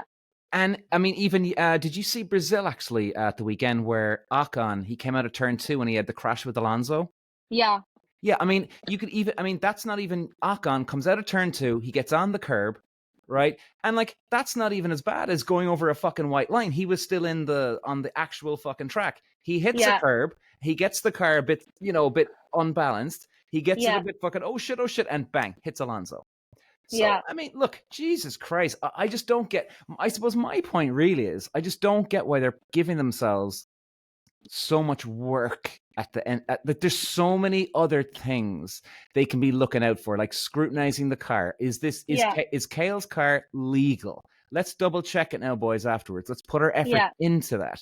What is the safety aspect of the track? Is it safe over at fucking turn 2? If they do use the white line, is that okay? Yeah. Right. Well, if they don't, is the tire barrier in position? Can we make it better? I mean, Jesus Christ, what the hell? Yeah, I know. It's really frustrating, because like the FIA to sit there and complain about all this kind of stuff. Some things I agree with them, some things they do are right, some things they do are wrong. Like even going back, the sausage curbs. Like some of the sausage curbs that they were employing at some racetracks were like breaking racing drivers' backs, because they had to run wide.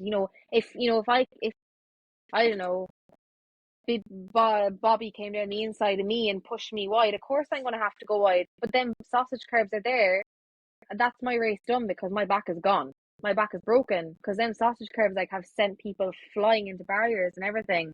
So some of the things that the FIA do are crazy, but you just sit there and listen to it, unfortunately.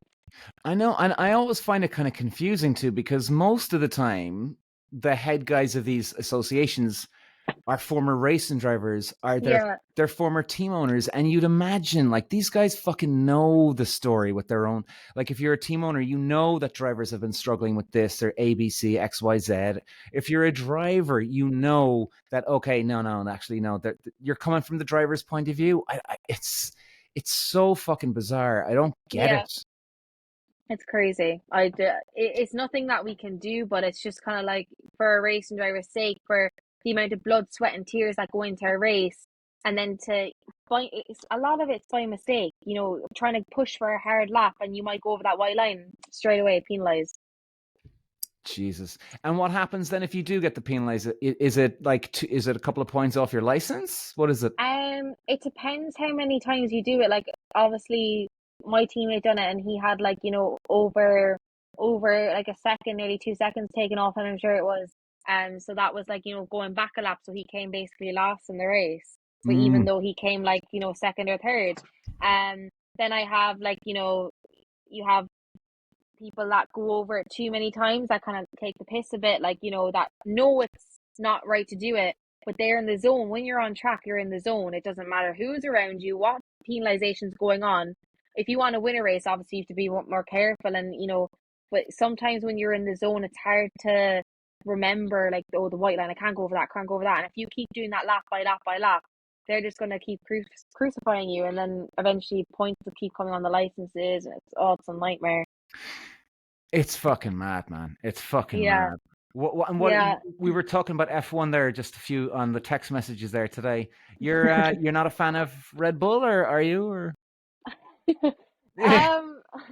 I have to Oh throw you God. straight into the deep end on that one, Kayles. Boom. Yeah, I know I texted you and then you told me you like Max Verstappen. I was like, oh, Peter, we're not friends anymore. Um, Who's your favorite now at the moment? Norris. Oh, really? He's a little Yeah. crybaby. Are you kidding me? Oh, come No, on. I like his driving style, his attitude, his he comes out of the car, he gets on with it. Like I don't know, he's a good driver, and I think he's a lot going for him. I think he's an up and coming F1 star. Or is it because he's good looking now as well? Or? No, no, no, no, no, no. Um, who else do I like? I was a fan of Russell for a while, but Norris is I've kind of taken a shy to Norris. But when I was coming up with the years in karting, a lot of people are going to disagree with me. You're going to disagree with me. I know you are because you like Max Verstappen. Um, What? Go. but I was a really big fan of Hamilton, and a lot of people can't stand his guts. I was a fan of him because he kind of over the years he kind of reminds me of myself, like, or any family member team that because we're a family run team trying to make a career, and Hamilton came from talent, and he came from hard work and dedication, and he came from really really small, from his dad running him at a go-kart track to now being in Formula One. So I kind of liked him for that.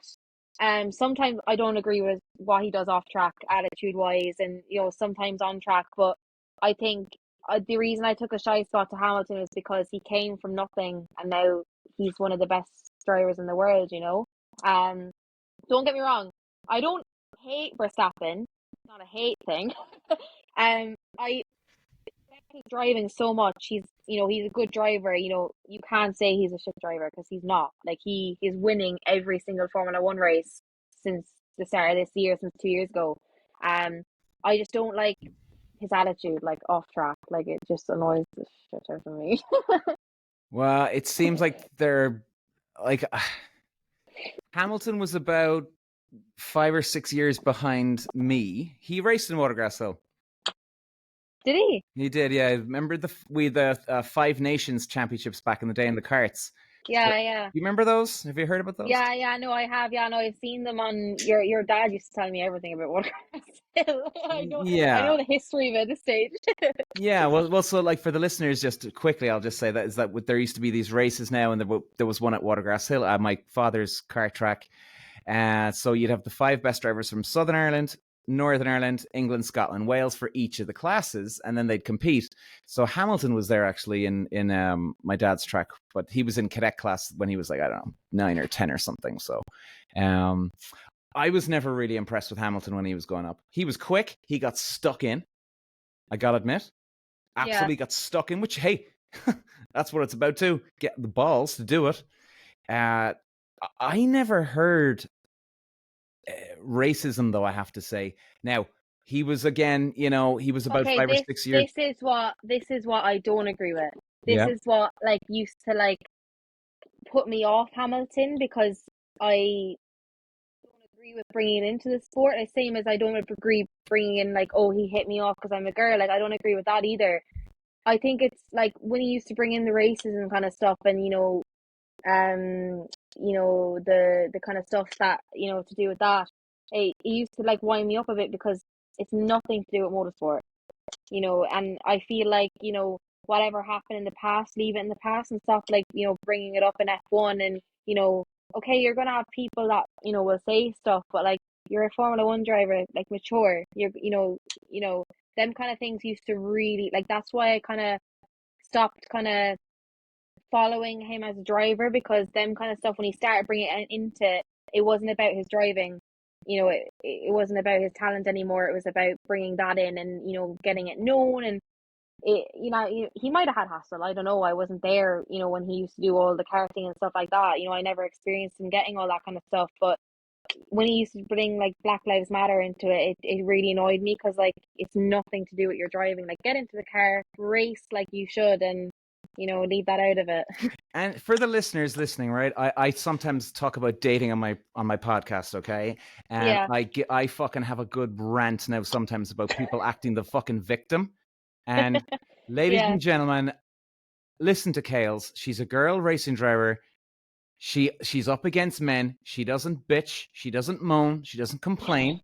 And she even doesn't like that about Lewis Hamilton. I'm the exact fucking same. I've been saying it about 50 fucking times, 100 times already, that I hate when Hamilton plays the little victim, the little poor baby. And there's not just him. Other people do it as well. Yeah, Of yeah, course. exactly. Yeah. And, he's Ron Dennis's nephew. Let's cut the bullshit. This whole thing over here is one big fucking smoke and mirrors distraction, the Black Lives Matter, because a lot of people want to believe that Hamilton came from nothing, because it's the fairy tale ending. It's the fairy tale story of the poor guy getting into Formula One. And by the way, if anybody's thinking, if you're listening to for the first time ever my podcast, no, I'm not a hater. I'm not. I've mentioned plenty of times that I'm not a fan of Hamilton. But let's cut the horse shit. I'd say the same thing for Verstappen. Verstappen, I'm a fan of Verstappen's, but I don't think he's that good. I don't think, I think he's a little fucking baby as well when he wants to be. Oh, I wish you sent me that text instead of saying you liked him. Oh, no. Now, at the same time, like some of my podcasts, and well, they're all on my podcast, I've even stood up for Hamilton in a lot of things. Like, I'm just straight down the line. All right, you know what? I like this guy I'm following, but all right, okay, you're full of shit, man. Or okay, actually, no, he's not. I'll stand up from here. I just straight down the line. No bollocks. That's what I like to do on my Yeah, podcast. exactly. Yeah. And like Hamilton, yeah, he's good. He's old school. He likes, like, his favorite Formula One driver is Ayrton Senna. He's mine. Ayrton Senna's my god, and has a bit of old school blood in him. He bitches and moans too much, I think. And like back in my days, there wasn't this bitching on the radio to, hey man, what the fuck, man? The car's fucking shit, man. Like, you're doing that on a public forum. Yeah, yeah, exactly. I would have never done that to Raj, or I've never done that to Brian or any of my other engineers in my life, knowing that people are listening to me bitching to my engineer, putting him down, putting the team down Yeah, in a yeah. public forum. I just it kills me, man. It kills Yeah, me. no, like, to be fair, like, I haven't, you've obviously experienced Hamilton, racing at your dad's circuit and stuff like that, which where I haven't. But like, looking from the outside in as a driver, and him, as every F1 driver, trying to tell their story and stuff like that, of course we're going to listen. So like, since I started karting, I always kind of looked up to him, because he used to always tell that story where he came from racing at a small go-kart track, getting to where he is now and going up the ranks and, going from nothing to something. So like that's what I kind of would have always seen, like the public, we all watch, their stories or whatever. But that's the one thing that even wind my dad up. Like my dad was a fan of Hamilton, and we still are. We still support him. He's still a driver at the end of the day. We'll still support him, but that kind of like the Black Lives Matter, bringing it into the sport. Just leave it out of it. Get into Ah, the car and drive. crazy, Yeah, crazy. And I mean, yeah. I'm sorry, anybody that's up for Black Lives Matter, you support it. I've 100%. I'm not. I have total respect for it. It was just like, I think, when did Black Lives Matter come into Formula One? Was it 2020?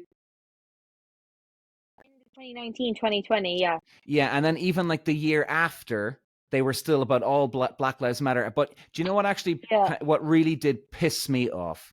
Yes, it came into Formula One. Okay, maybe for a few races, address it and all that. 100% respect that. But then yeah, having like a minute's silence, was it a minute's silence before the race for like yeah, every single round? Like, yeah, where's your bleeding hearts, Formula One? Where's your yeah, bleeding hearts for the black kids dying in Africa? I'm sorry now to go this far, but you know what? Fuck you, Formula One. You're not doing anything. You're not spending any money on black kids in Africa. You're not doing this. You're not doing that. But you're looking like you're supporting Black Lives Matter. You don't give a fuck. And Lewis yeah, Hamilton, I'm sure he does give a fuck. Of course he does. But you know what? yeah. He's still flying in a fucking jet. Yeah, no, exactly. Like I fully respect like the Black Lives Matter. Like, I Yep. support it, like whatever, like it's it's there, like it's a thing. But I think bringing it into a sport, your passion, your something you love throughout the years, and you've worked for this to bring it down and like down it and like, bring something into it that like, makes people upset because they're like, oh no, like this is happening. Like that's not really a passion anymore. That's more of like everything's a business, but like it's downing this. It's not downing the sport. Don't get me wrong. It's kind of it's not going to make people like you because it's all about this. It's not about what you started with. It's not about what you love. It's not about what you worked hard for. Yeah, I mean, it'd be kind of like working in an office building, and there's been no racism towards black people, but there's one black guy or girl that works in the building, and every day you've got to come in and do a minute silence for the Black Lives Matter. You're like, Yeah, what? What, yeah. lads? Seriously? Like What? fair enough if fair enough if it like they last like a month of it or whatever, and Hamilton might have been getting rubbish on social media. Like fair enough if it lasted for a month, but this went on for like Two years? yeah, 2 years? yeah. 2 years, Kales? And Like, if he wants to have that, like whatever, if he wants to have it on his car, like whatever, like put the sticker on your car, like fair play. But like when it is being brought on social media, and people are gonna like start being against him, then not because of like the whole Black Lives Matter situation, but because he's bringing it into the sport. People like obviously take pride in what the Black Lives Matter, but they don't want to see that when they're racing cars and they've interest and they've passion for race cars. It's nothing to do with that. yeah, 100%. I mean, Yeah, I did like the color of the Mercedes in black though. I yeah, I I love I love it. Is a yeah. It was sick. fucking sexy car in black. Yeah, Oh my god! And how many wins does Verstappen have this? Is he now on 17? Is he 17? 17, 18. Was it not 18 at the weekend, or am I wrong? I I could think be wrong. I think it's 17 or 18. 17 maybe. Yeah. That's it's fucking unbelievable. That's Jesus It's good. Christ. But Do whatever about his, me not liking his attitude and stuff like that. Like, I have full respect for Red Bull and him as a driver on track. Like, to go out there and to win nearly every race this season, that's that's a driver. Like you can drive, but I just don't like his like, when he comes off track, like if there was something wrong or, something like that, it kind of his attitude annoys me. But I can't you can't take away his driving. He still goes out there and he does put on a performance for everyone. he does, he does. I still would have put down to not him. I put it down to Adrian Newey though, the man behind the curtain. Yeah, Adrian yeah, Newey yeah. is just fucking. I think he's probably the greatest of all time, if not in the top two. What do you think if like if a Formula One driver got into the Red Bull car? Do you think they could put the same performance as Verstappen? Uh, you mean as in for a full racing season or one race? maybe, I don't know, one race, if you put everyone into the same race into Red Bull car, do you think that Okay, Verstappen could still do it, or that's a fantastic question. I would say this. I would say that if you gave them one race, I don't think they would because of the driving style of the car. Now, yeah, okay, fair. depending on how much track time they'd have before the race. Now, I even was talking about this a few episodes ago about Perez and the driving style of the car. Like I used to race in Formula Ford, and in the Formula Ford there was one driving style. You brake in a straight line, you go down the gears as you're turning in. You get on the power at the apex, the middle of the bend, and you power on through. Then I Yeah, went to option driving style number 2 in America and Canada when I was driving Formula 2000. I was braking in a straight line. As I was turning in, I was getting on the power now. So completely different driving style. So yeah, it was like a exactly. runner used to starting off the block on their right foot. Now they're starting on their left foot. You got to get used to that way. So like Yeah, for me, I had to get used to that driving style in America, and it took me about maybe a full day, and then I was fine. But like it's fucking weird. I mean, it's like throwing with your left hand if you're right-handed. I mean, it's yeah, fucking weird, man, you know. yeah, exactly. Yeah, You know this as well. So like I think that yes, I think that you could put any of those F1 drivers into Verstappen's car and they'd win at the weekend as long as they had the correct track time. As long as they had the correct track. yeah, Now, okay.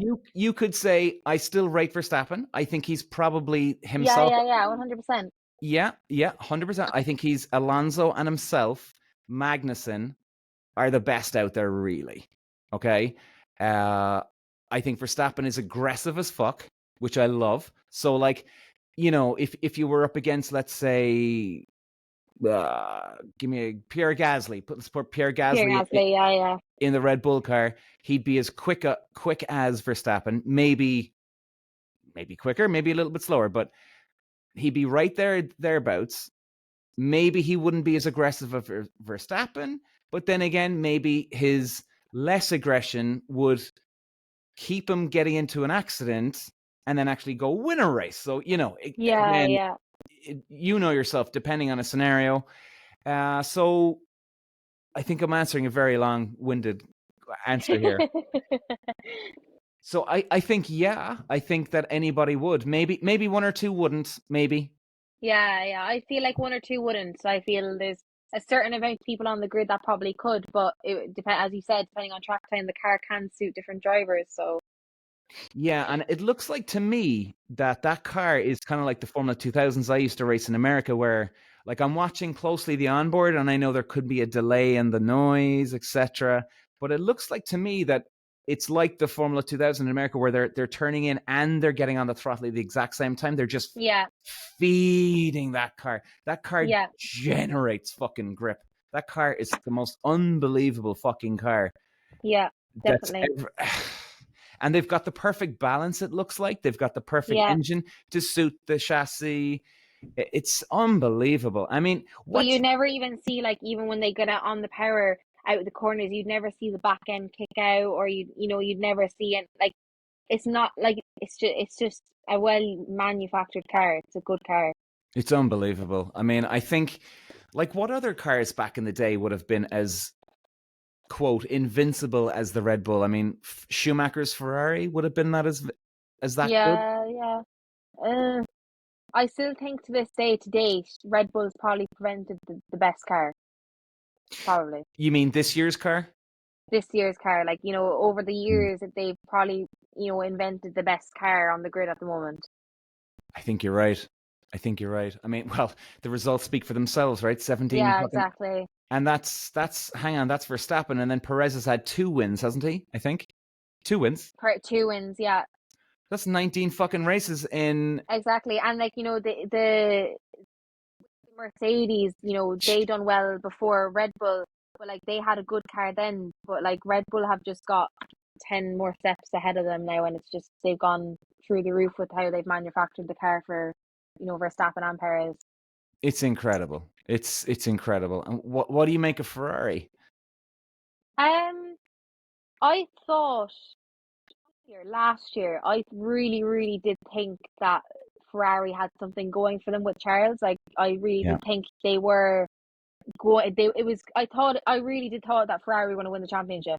You know, with how Charles was driving, You how mean the this year? car was. No, last year. You know, when they Mm. started doing it really well, um, and it just all fell apart again. You know, it's gone back to the same.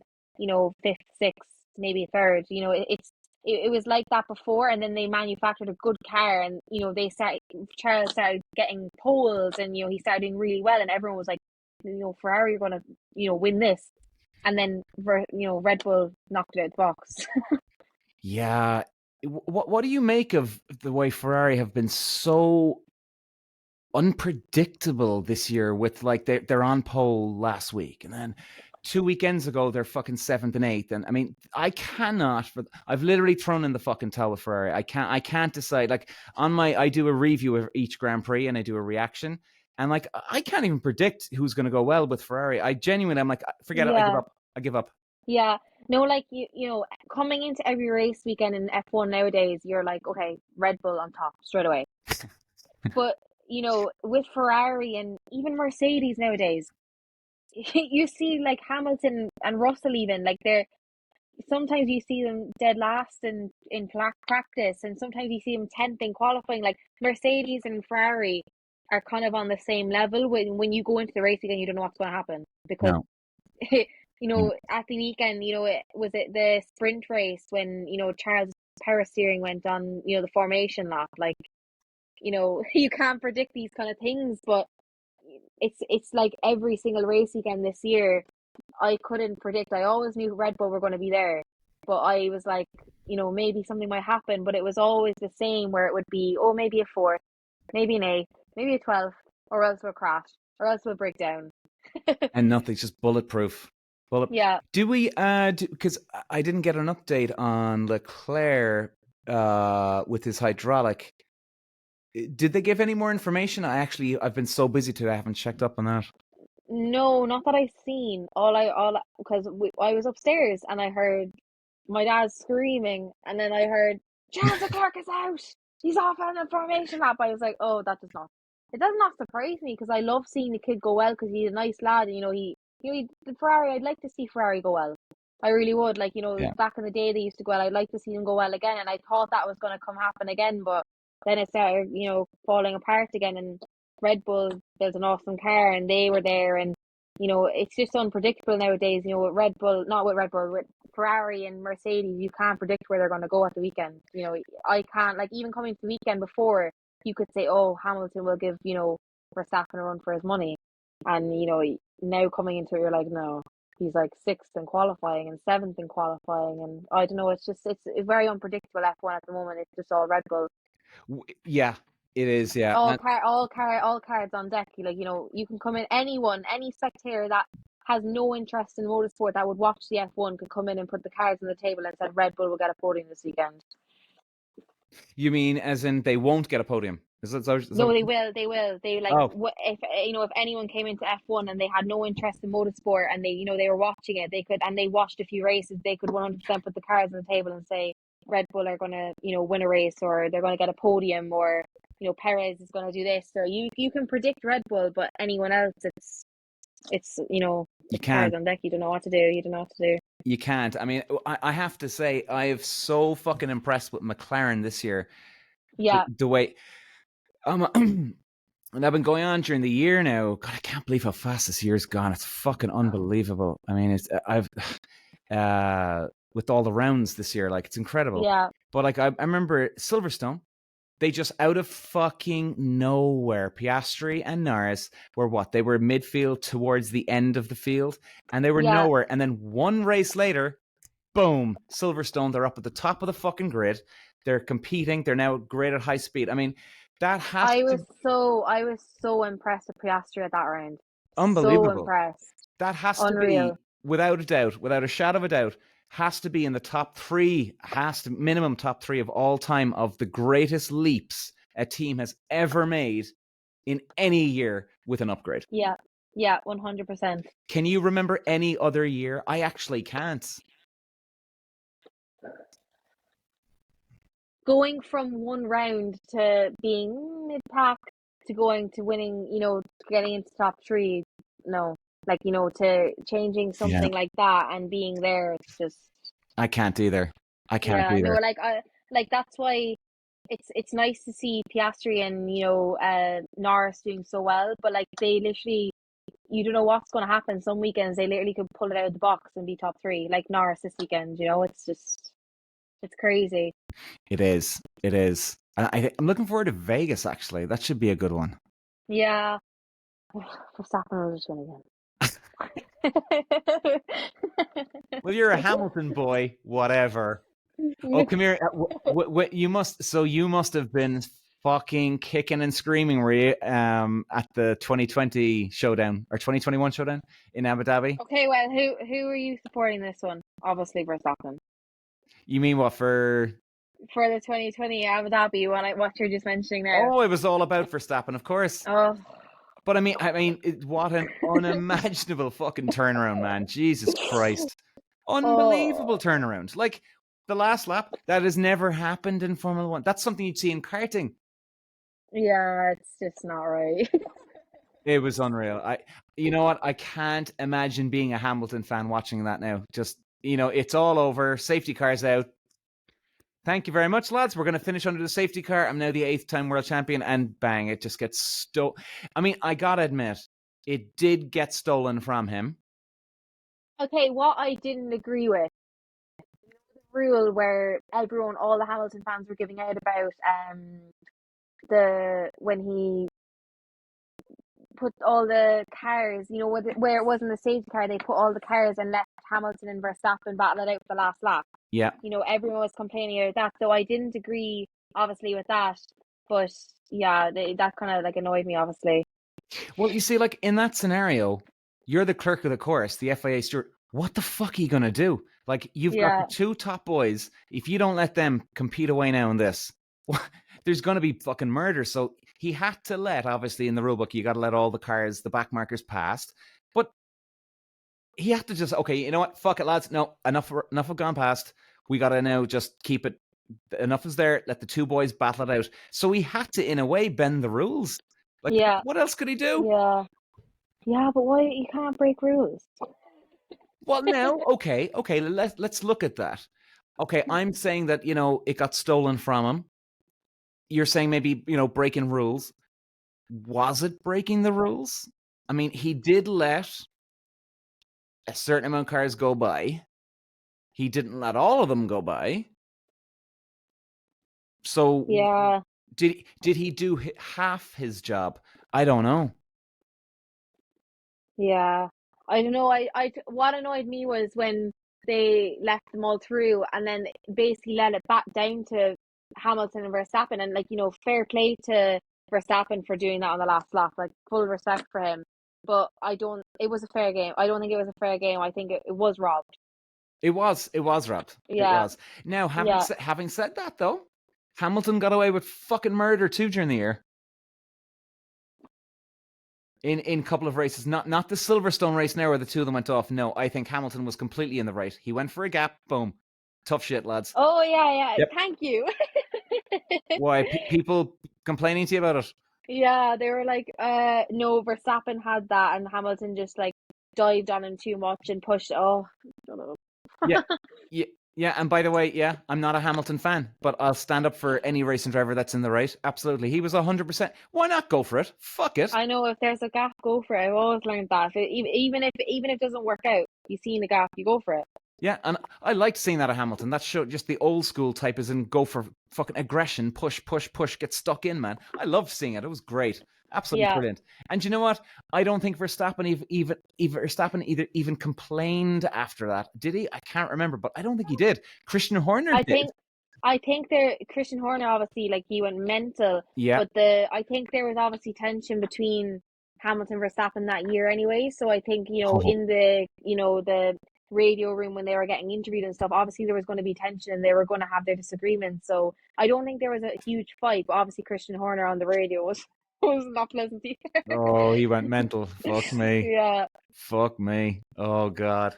And I think going forward, 2024, I haven't looked into the rules actually yet, or any kind of updates. Have you heard anything updates of? I'm gonna be honest, I no. Yeah, I know that the cars aren't going to be changing much anyway. They're going to be still pretty much the same amount. Yeah, I think they're For the staying the same. same. I've heard that. I think they're staying the same, regulation wise, but I'm not sure if there's anything going to be changed. Yeah, that's right. That's right. I think so. So I think, I mean, what I think there's some promise here for Alfa Romeo here, Alonso, because I don't know if if you heard that they were really good at the start of the year, Alonso, right? Yeah, A couple of podiums, consistently getting the podiums. Then it all went to shit. They updated the car, they just went backwards. Then everybody else got updates, they got better, and yeah, so it got things were even worse. But did you hear that now that they've actually thrown out everything? They've gone back to square one yeah. from. I've seen that on social media. Yeah, Yeah, I mean that must be incredibly. Look, it's part of the game, and you got to suck it up. But it must be yeah. incredibly annoying. You have to take them risks as well. Like they could be throwing out something that they might be hidden behind their eyes and might work, but you have to take them risks, unfortunately. Yeah, imagine all they had to do was just stick to what they had from day one. Yeah, I know. Oh my God. Like Jesus Christ, I think actually, if the rules don't change that much for next year, I think Alonso's going to be up there because I think what actually they're lacking is just a general balance between chassis and car. Yeah. I don't think it's nothing to do with driver. I think if he was given the right kit and the right car, I think he could be up there, Oh, 100%. it's Alonso. I mean, Jesus, Yeah, 100%. Even if he's in his 40s, doesn't matter. Fuck, yeah, exactly. Yeah, doesn't matter. 110%. Unbelievable, unbelievable. And I think, what time is it? Jeez, we've been on for 2 hours. Oh my God, 1 hour 56 minutes. Wow, that's so cool. That's so cool. Fuck, I better wrap this up actually in a few minutes. I gotta get actually I was just only looking there the other day. I got this new central heating system for my house. Oh yeah. I don't know if I'm old school here now, but like I've got the app on my phone now where I can turn on the heating as I'm sitting here. God. Do you have that Proper on your techno. phone or your house? No. Proper technology. Man, it's so cool. It's so cool. I thought I was old school here because I know that a lot of people have told me about it, but it's called Ember. And literally just you got hot water, underfloor, hot water too. I don't know what the fuck that is, but anyway. But yeah, I've literally just turned it on before we started the podcast. It's like Nice and toasty. So, oh, it's so cold. You're sure? Where are you again in Cork? Dripsy, sorry, Oh, in the Dripsey, Dripsey, woods, Dripsey, Dripsey. It's been a long two freezing. hours. Uh, Yeah. and come here, tell me about the Sim. So, is this like a fully like does it move around as you go through the corners? So it's not the moving around one. Well, not that I know of anyway, it's not. Um so I've got the pedals downstairs actually. But a place over abroad they built the pedals so they're gonna build them around the F1000, but they've actually painted the plaque on the bottom, where I rest my ankles. Yeah. They painted that pink, so they spray painted it pink.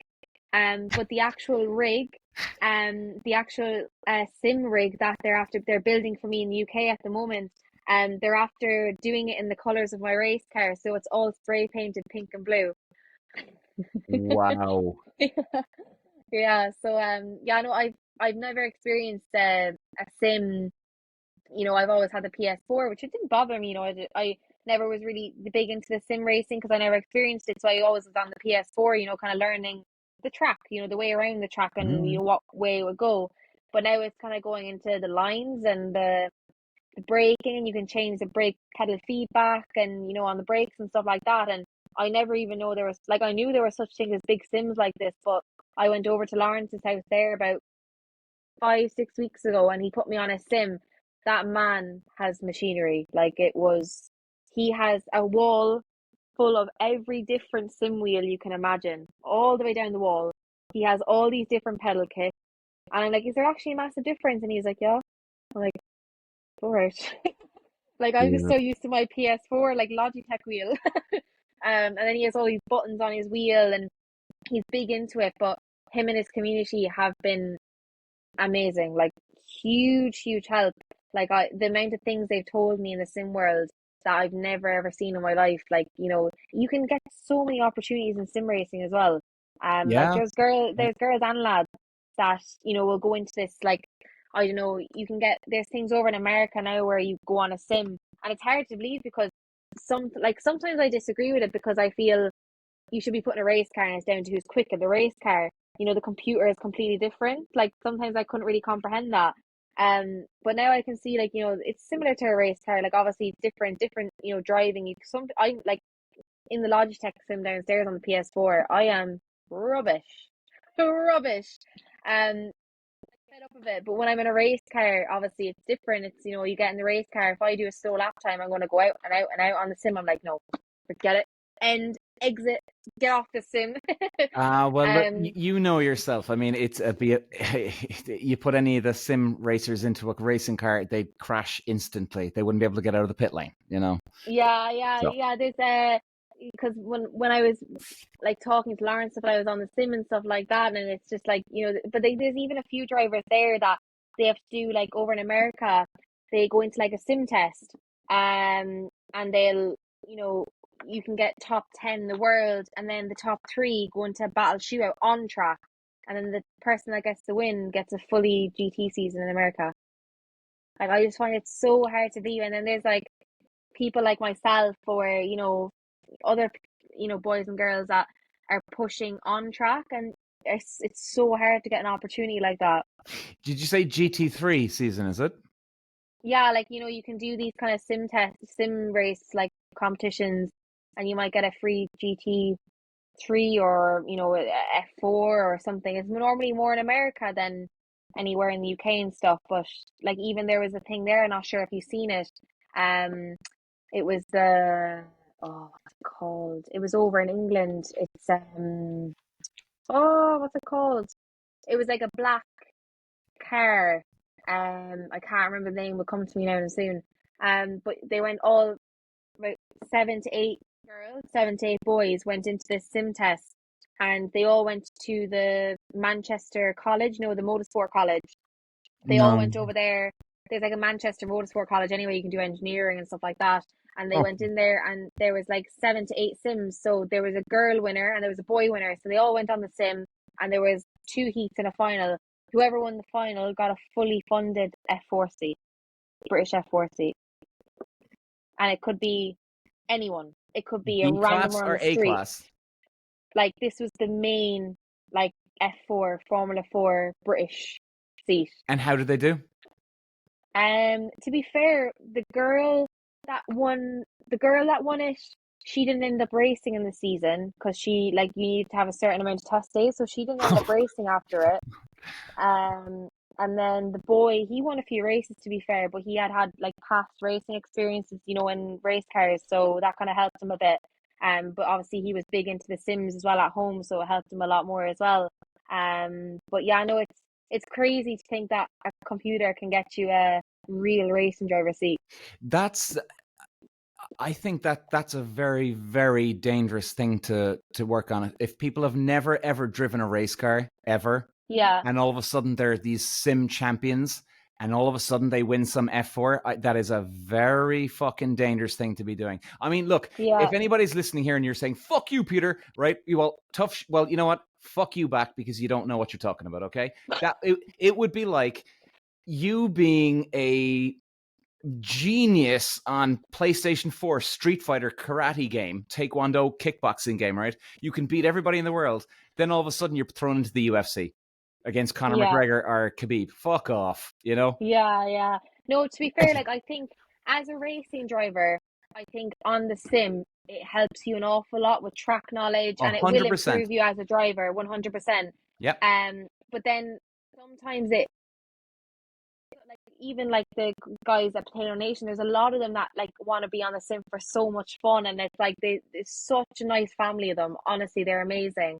But then there's some, like, young kids that, like, haven't even, like, raced on a sim before, or have no motorsport background, and go on to, like, a computer, and might have interest in a computer, and then, like, they get a fully funded seat, and it's just kind of, it's crazy, because then, like, the people that race and put a lot of heart and soul into the sport are, like, struggling to get to where they are. Yeah, it is. It's a cruel, it's a vicious sport. It's a vicious Yeah, fucking sport. motorsport's an absolute killer. It is, and I have to say, there. I think there's a YouTube clip of Lance Stroll, and he's asked. It's the guy's asking him. So, Lance, how hard is it to get to Formula One? Obviously, and in fairness, your man saying, well, look, obviously you had a bit of an easier path because your father has a lot of money behind him, and in fairness, Lance was actually okay about it, and your man was being nice Yeah, about it too. And yeah, he said, look, man, I'm extremely grateful and so lucky to get to Formula One. He goes, it's almost impossible for every racing driver out there. It's so fucking tiny, the percentages to get to the top. yeah, You got the politics, as you know, the amount of yeah, politics. The higher up the yeah, mountain you go, the worse the politics stinks. It's unreal. yeah. And It's very lonely at the top. very, very lonely at the top, and the air is thin at the top, and it's hard to Yeah, survive up there too. And yeah, that's what a lot of people think. Oh, it'd be great to be at the top. Be careful what you fucking wish for. yeah, exactly. Because I think like when you start going towards the top and you start being successful, like I've had it, don't get me wrong. I'd never bring it up because, sometimes some of it's in the past, some of it still goes on, but I've you kind of have to overcome it. Like, don't get me wrong, I've had, people on media. Media is an awful world in motorsport. It's a cruel world in motorsport where you get like, people that don't want to see you go do well, and I've had it in the past. I've had, there's been nasty people, but you have to kind of overcome that because I kind of take it as a compliment. You're doing well. You're annoying people. Exactly, exactly. So sometimes it's hard to overcome that. Not because I'm a girl, maybe. Maybe I'm a bit more softer because I'm a girl. I don't know, but Uh, I think it's, I I think don't I know. think you're selling yourself short a little bit here. Honestly, like we've been talking for 2 hours 15 minutes, and I can see it come out of you. Yeah, you're tough skinned. You're. Yeah. Yeah, because like like I've had like people in the past that have, been nasty about like do I drive, or my success might put it down like, oh, that's only like Tully Allen, or that's this, or this is that, or blah, blah, blah. And sometimes it does upset me, don't get me wrong, because I like to like you know show young people that they can do what I'm doing, and sometimes when you get that negativity, you're kind of like, oh well, okay. So I have been upset in the past about like people like being nasty and stuff like that, but I've kind of overcome it now. It's kind of like anything that happens nowadays where I am now, I'm kind of older, I'm more mature, younger. When I was younger, it was more harder, don't get me wrong, because I was younger and I was Yeah, kind of like, you get upset very easily. But now I'm kind of older and I'm kind of like, all right, okay, yeah, okay, yeah, whatever. yeah. Yeah, and it just kind of it goes over my head like a lot of some of it, don't get me wrong, it would drive me mad and you kind of overthink it a bit, but if you overthink it, then you're leaving them get to you and it's getting under your skin and they know that. So you have to like pretend that you don't care. And any advice for any of the ladies that are listening out there? I mean, you're a 20-year-old girl. You're up against men racing, which is fucking Yeah. hard to do. Well, look, racing's hard anyway, but this is an even harder thing for you. Clearly, Yeah.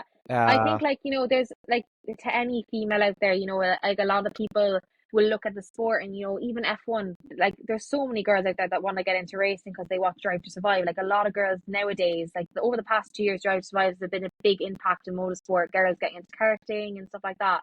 And like there's two girls there, they're from down Kinsale way, they're twins and they want to get into karting. They were actually up testing yesterday in Watergrass Hill and they want to get into it, but they got through it because oh, I watched Kayles or I watched Drive to Survive, and it's a big impact. And obviously, Drive to Survive is all males. It's a male dominated film. There's no female in it. yeah. So girls looking at that are like, oh, as I go back to earlier, they'll look at like the female pages, and then they might go race themselves and realize, oh, I'm racing against all men. Like it's not female what they say on social media.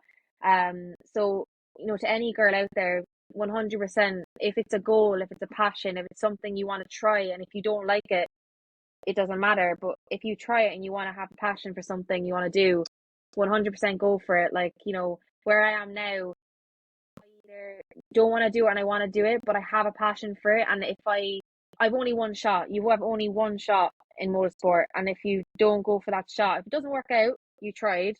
If it does, then, you've tried your best and you've got there. But you just need to go for what you want to do, go with your gut. If it doesn't work out, it doesn't work out. It doesn't matter about racing against boys. There's a helmet on you for a reason. It's for your safety. It goes out there. Once the helmet goes on, it doesn't matter who you are, male, female, transgender, whatever. Once you go out there, you're racing. It's motorsport. You're racing a car. What you're there for, not what you're there for. You hit me up because I'm a girl. So go with whatever you want to go with, and it's not because it's a male dominated sport and there's no female in F1 at the moment or whatever. Like, never say never. There could be, there couldn't be, but like, you don't know that until you start putting females in it and trying. I think there's no better way to finish off the podcast with that. Yeah. One shot, just go for it. I love it. Kayles, listen, when I press stop here in a second, just hang on, stay on the video there. We'll have a quick chat afterwards. But listen, guys, thanks for listening and thanks for coming on, Kayles. So much, guys. And hopefully we have you on again soon. Yeah, no, definitely, 100%. Maybe in the new year when we figure out what we're going to be doing next year. Fuck yeah, absolutely. Okay, bye everybody. Bye-bye. Bye-bye.